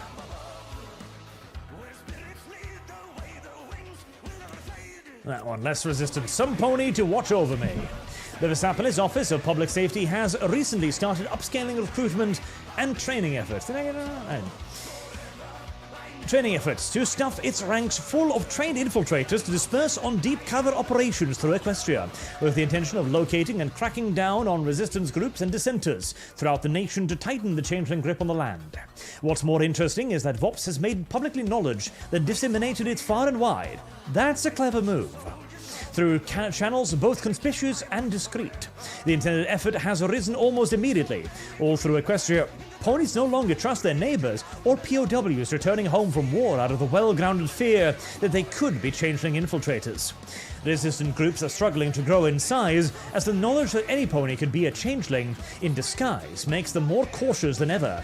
Pony unity against the hives is hopelessly fragmented, making it increasingly difficult for equestrians to come together and resist our rule. With outsiders becoming ostracized within local communities at an ever-increasing rate, informal means of communication across Equestria is beginning to slow down, save for the changeling-controlled newspapers and propaganda broadcasts. All of this is making the nation easier to police and rule. What's more impressive is that this was all achieved with just a few words and not much real action. Whilst the VOPS is indeed increasingly recruiting and operations, it has nowhere near the necessary numbers to put deep cover agents in every community through Equestria. But word of mouth and the instinctual fear that any pony might be a changeling is proving to be just as effective, if not more so, than actually monitoring the entire nation with thousands of infiltrators. So long as we keep our true numbers hidden from the ponies, they will never be able to trust each other enough to resist us. Very clever. Very, very clever. Very clever. 19 basic armored cars on a monthly basis, I will take it. I do need a lot of armored cars. God, I am so close to catching up on the fucking weapons front, it's insane. So close. So close to actually having enough. Okay, we're just catching a few little...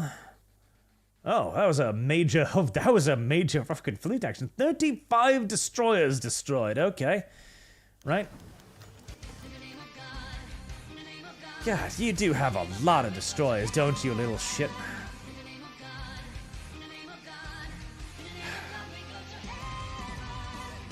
I gotta start producing more destroyers, that's what I need to do. More destroyers.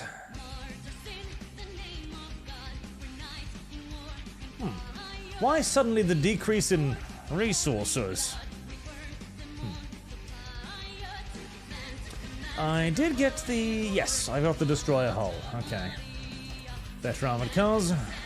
Don't reset them just yet, that would be silly. Right, destroyers. Battle destroyer hull. Right. Dual purpose main batteries, anti-air, fire control systems.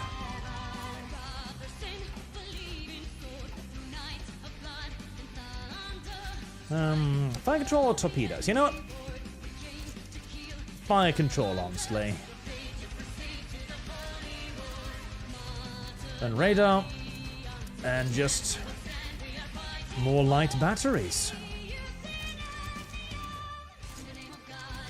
Oh, can you not put a, there you go, there it is.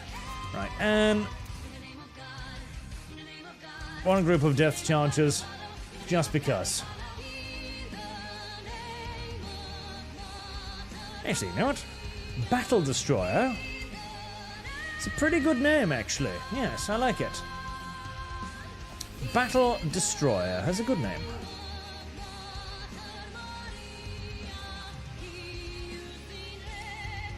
We are going to need to increase our metal resources by quite a bit if we want to actually build any battle destroyers.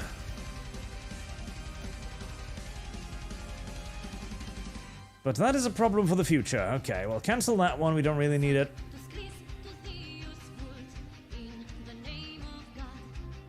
I've probably got enough heavy tanks. And honestly, the rest of this... Yeah, I'm just going to need to get more resources. Simple as more resource extraction. That's the best way.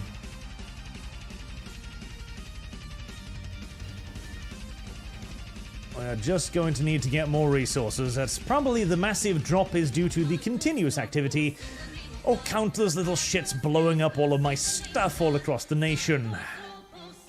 Stranger than fiction. Final report on the subject. Thrice Foley, former theoretical physicist of the Faculty of Advanced Physics.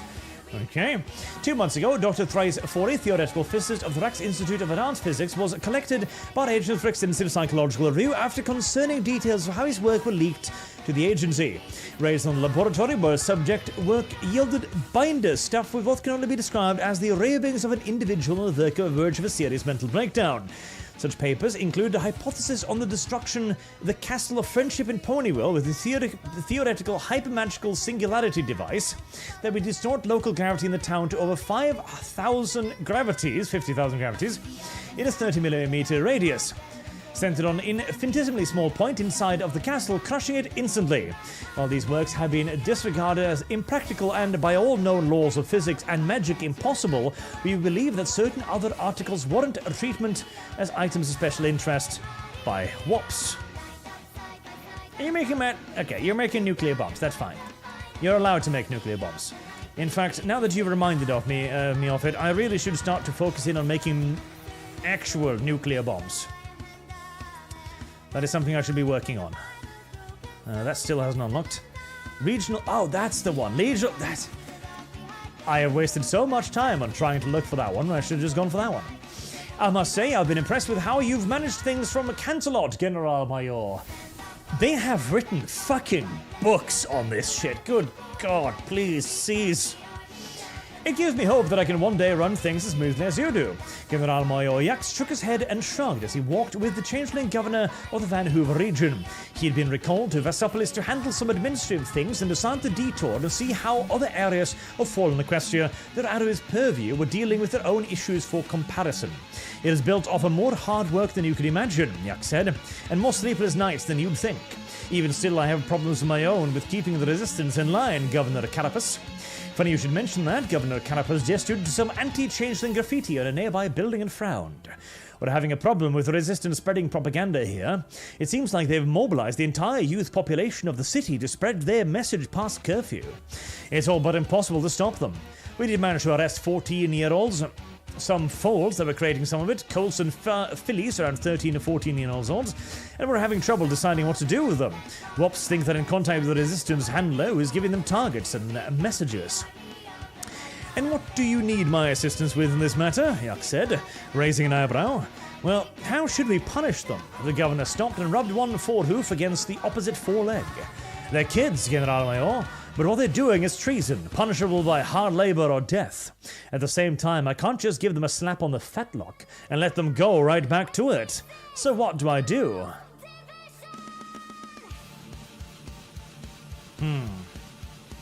Lenience with children? No. The children do indeed yearn for the mines. All children deep down long for the mines.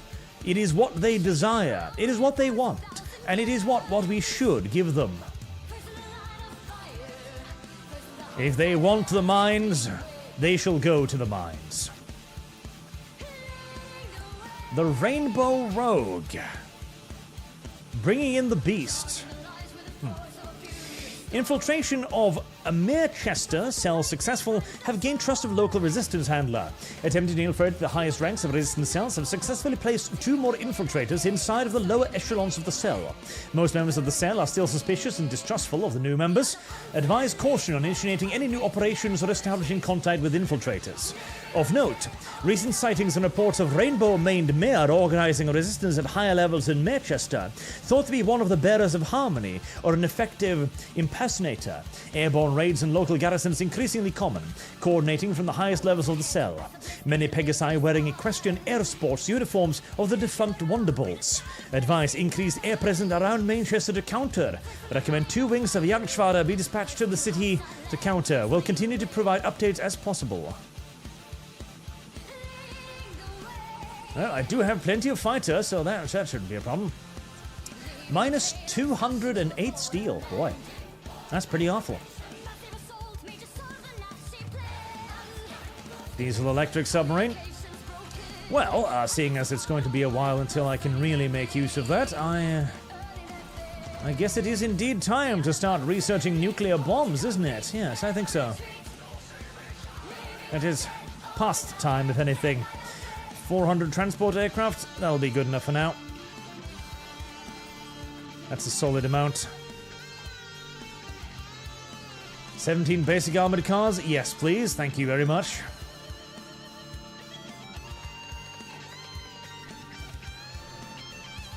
Oh boy. Bringing in the beast. God, I am getting events on the events now. The events have events. The walls of text have walls of text. God help me. There wasn't this much reading in Rogue Trader. Hautiega Rox hopped off the back of the truck before it came to a stop, his long overcoat fluttering in the early morning breeze. A few nearby soldiers offered the captain their salutes as he stepped past. Though he paid them little mind, his attention was only on the Here's Manchester headquarters looming in front of him, and his magic pushed open the doors to allow him entrance without breaking stride. Inside, the lieutenant looked up at Rash, entered and saluted. Hauptjag Rash, the lieutenant said by way of greeting. Rash returned the salute with a crisp one of his own. Oberstleutnant Trix, he answered, nodding. I am here. You're lucky you got through to me. I was just about to take the missus on vacation to Griffonia. Perfect way to celebrate the end of the war. Oh, I didn't know, Hautiega, the lieutenant said. I'm sorry to interrupt your plans with your family, but the situation in Manchester, we need the best.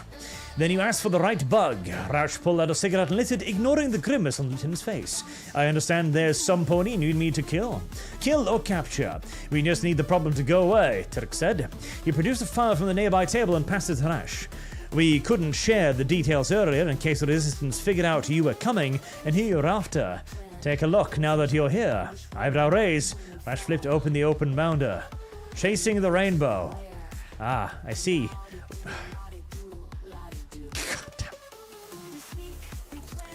I see we're avoiding the problem of copyright here, are we? Jesus Christ. On a fucking biscuit. Also, I need more synthetic oil manufacturers. Chasing the rainbow. The face that greeted Rash was one of a blue mare with a rainbow mane, pulled from a promo shot from the Wonderbolts from years back. The captain needed no introduction to Rainbow Dash. Oh boy, they got sued. Still, he diligently read through the information compiled in the binder.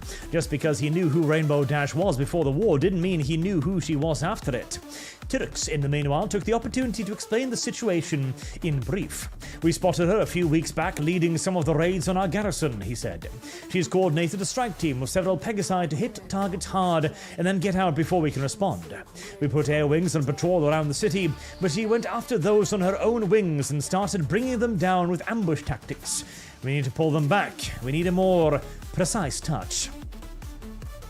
Rash slowly nodded as he synthesized T-Rex's briefing with the notes in the dossier. If it's the real Rainbow Dash, then she's the fastest thing on this continent, he said. It'll be tricky, but Pegasi can't fly forever. Do you know if the rest of her team are Wonderbolts too? We're not sure, T-Rex admitted. The only one we can definitely identify is Rainbow Dash herself. Vops is convinced she's the real thing. We don't have any reason to deny that conclusion. He hesitated, then asked the crucial question. Sir, can you do it? Rash thought hard about that question. Can? Yes. I can kill her. I can kill anybody. Be it Changelift, Pony, Deer, or Griffin. I have the capabilities to, but do I have the luck? When I should succeed, he shrugged. I am the Fallschirmjäger's most decorated soldier. You want the best of the best the hair has to offer? That's me. Then he tossed the dossier on the table and placed his hoof over Rainbow Dash face. And she's the Wonderbolt's most decorated soldier. She was the best of the best the Equestrian army had to offer. She and myself were like two sides of the same coin. There may be a resemblance, but we never faced the same direction. Then he turned and walked away. Let me call a few old comrades. We'll fight fire with fire. Well, that's a very cool little pony, I will say. He's a very cool pony. He's a very cool pony, he is, no doubt about it. Kill me. Kill me now. Kill me now. Okay, does that give me the thing for the commissariat thingy? Because I want that one. It's probably better than the one I... Ah, regional commissariat. Okay. Okay, let's try the regional commissariats, I guess. Oh, I can only put it in Equestria, can I? No, I can put it in Kingdom of Valenia as well.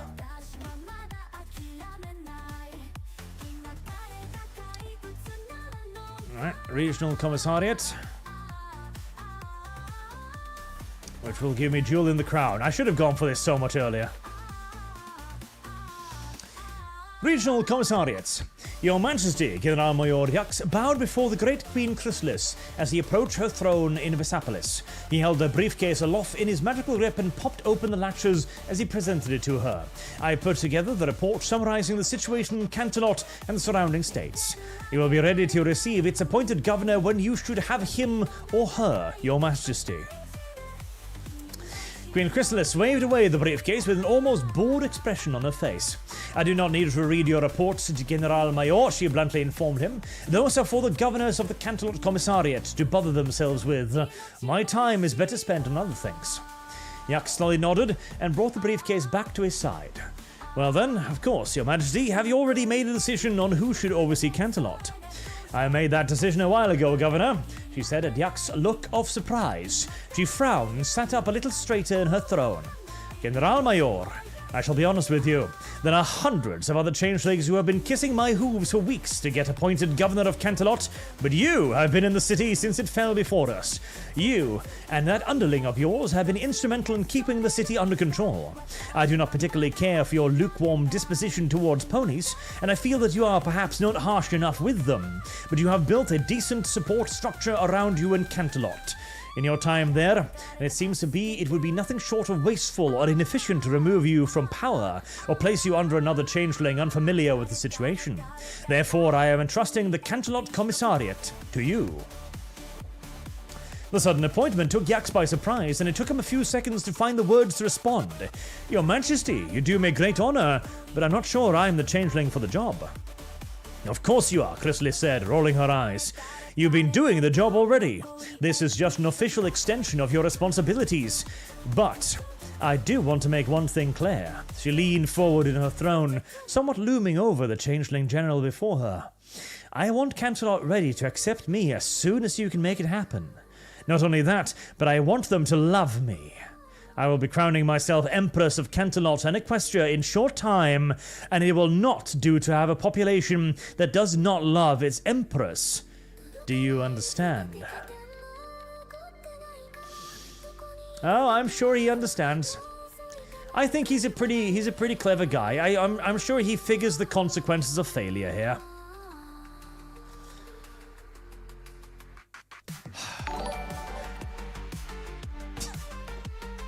I can't even unpause the game. Why is there not simply a book of this? Why not simply give me a book and just be like, here, it's 5 million pages long.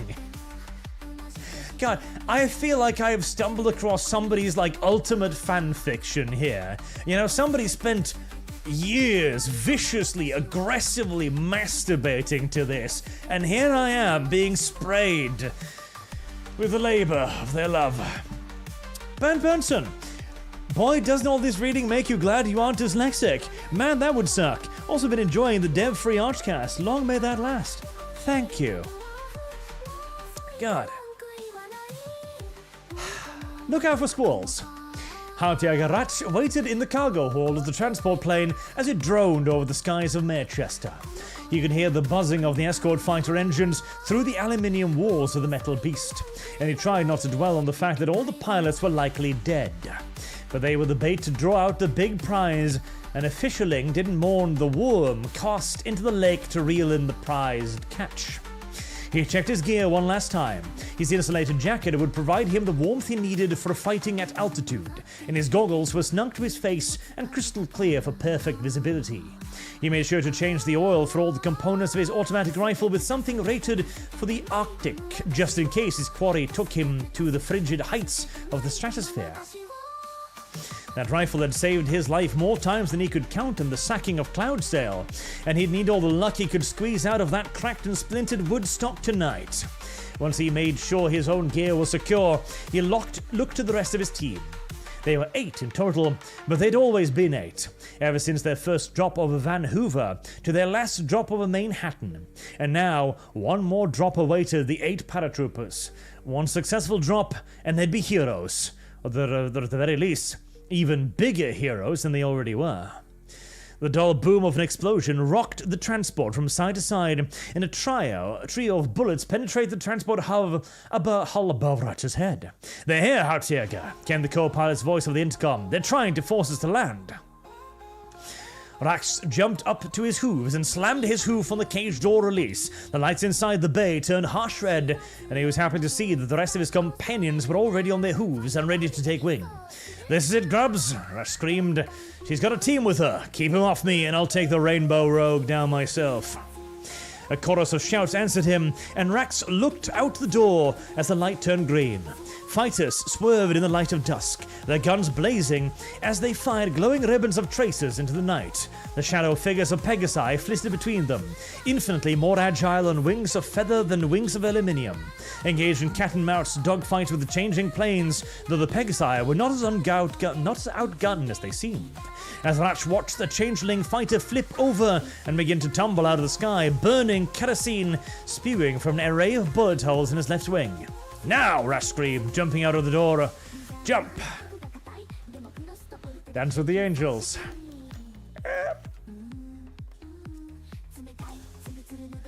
Yeah, okay, right. I've actually got too many military factories, finally. Okay, help me. I don't have the resources to build the fleet just yet, so get that going, get the radars going, and give me another like 15 civilian factories. Yeah, more civilian factories for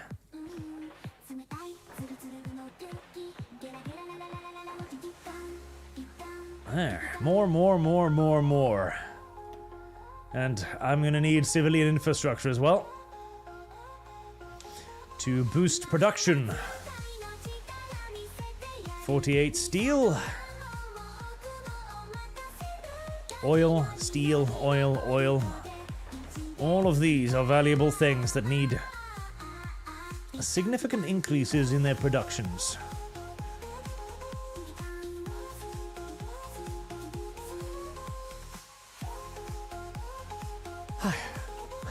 Go dance with the angels. Surely they must be reaching the end of this pop-up. This side series of pop-ups. These aren't even main pop-ups. These are side pop-ups to all of the other pop-ups. Go dance with the angels. The call there struck Rash in the face as soon as he was clear of the backwash of the old transport plane. He let himself hang in free fall for a few moments to pick up speed, turning altitude into energy before he snapped open gossamer wings and caught himself on the air. The shadows of the rest of his team arranged themselves in the air behind him as the transport sped away, one of the engines bursting into flame as a concentric burst of gunfire ripped open fuel lines. Each changeling paired up with a nearby comrade until 4 pairs aligned themselves in the sky. Then, pair by pair, they split off to chase down the flitting shadows of the Pegasi soaring in and out of the dark grey clouds. Rush and his wing 8th swooped at the first Pegasus to catch their eyes. Gunfire ripped through the night, the automatic weapons by their sides casting a harsh, strobing light against their bodies. A cry of pain answered them, and the body of the Pegasus fell limp, blood streaming from their wounds. They plummeted towards the ground. As if they hadn't died in the hail of gunfire, they'd die when they hit the ground. But all Rash cared about was the Pegasus was an orange stallion, not a blue mare. They had to keep looking. By then, the Pegasi had realized they'd been baited into a trap. Gunfire and tracer rounds raced across the night sky, the gunfire sounding like the crash of thunder between the clouds, punctuated by the drone and buzz of the remaining escort fighters trying to pick off their targets in the chaos. The planes were the fastest but the least maneuverable, while the changelings were the slowest but were the most agile. The Pegasi were somewhere in the middle, not quite fast enough to outfly a plane, yet not quite agile enough to outmaneuver a changeling. Rain pelted their bodies, first a slow drizzle, but rapidly increasing in intensity, and that was when Rash saw her, the Blue Devil, the Rainbow Rogue, flying at them with guns blazing. Aether took the first volley and fell out of the sky, and though Ratch wanted nothing more than to cry out in dismay at losing an old colleague to the Pegasus, he took the moment to line up his gun and fire. The rifle bucks against his mount, And no, it's probably not the last one. There you go.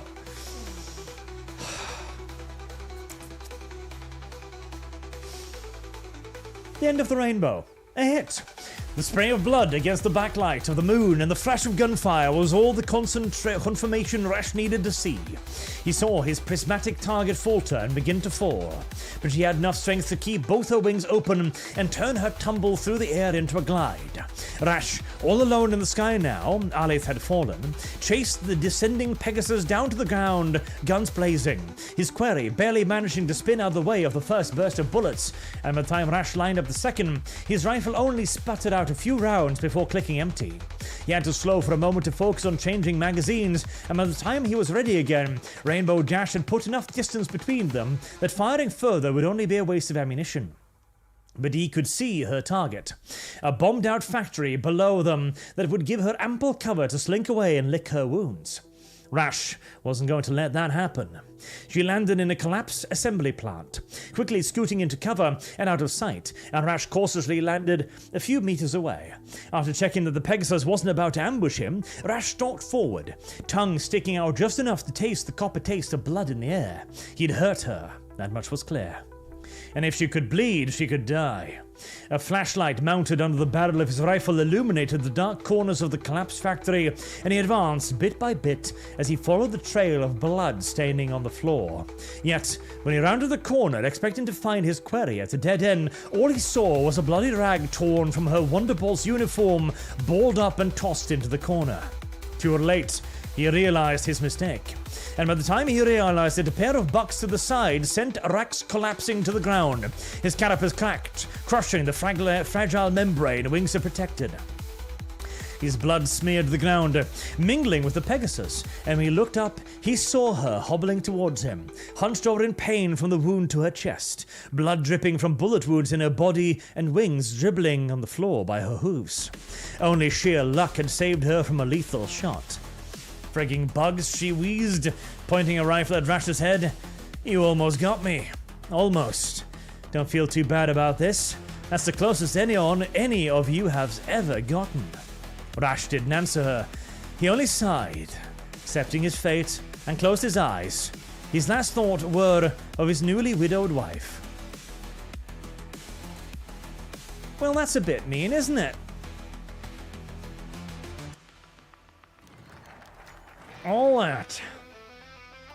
that, just for his little bitch ass to die in the end. A truly pathetic thing. Oh, pumas. I do like pumas.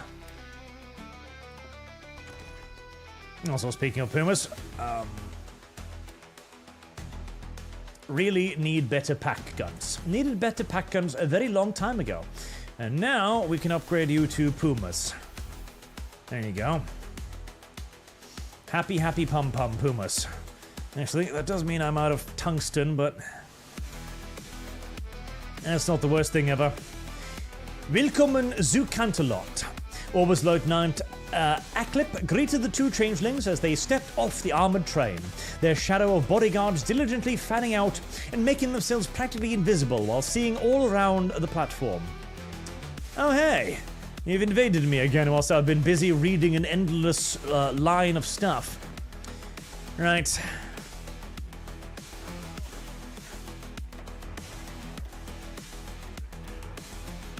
This looks like a job for the Panzer divisions. And dispatch 6 of them, they should take care of it. No big problem. And maybe some fighters too, just to make sure.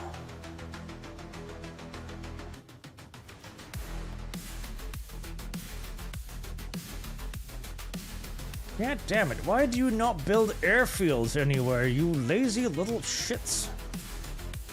God damn it indeed. Okay. Build bigger airfield. Lazy pony bucks.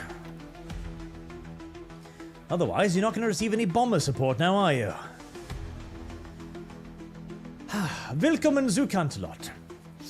Then she nodded the second and greeted him with the same amount of cheer, if not enthusiasm. And Finish Vesali, president of Main Hive Industries. I hope your trip was uneventful.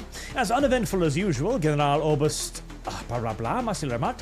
As much as what I would hope for. I prefer letting the hare deal with partisans cutting tracks than experience a derailment first hoof. Where's the brand new governor? Finicus asked, looking around. He too, high and mighty, talk to us now. He too. Aclip caught the light-hearted teasing tone in Finicus' tone, and so responded with a smile instead of a sharp frown. Unfortunately, all the promotion means to Jax is twice the paperwork in half the time. Now he has to pay more attention to the civil affairs of Equestria instead of just the hare's operations. But he'll be free for dinner, and we can congratulate him then. So what do we do in the meanwhile? Finicus asked. I didn't just spend all this time on a train to sit around on my hooves for another 8 hours. How about the tour of the city? Aclip asked. We've been cancelled a lot since the war ended, but only for business. I think it's time we relax some and take in the sights, without being this official mission. Does that give me the new dudes? No, it still not does not give me the new dudes. No, it still not gives me any new dudes. I thought that would give me the new dudes. It does not give me the new dudes.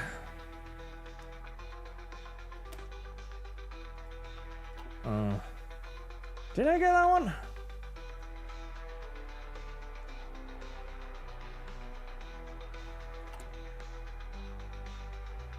I have no idea how that works, but I'm presuming it's done something.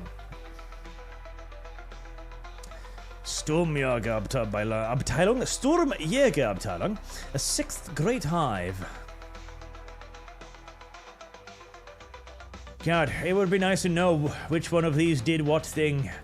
It truly would be something. Oh God, okay.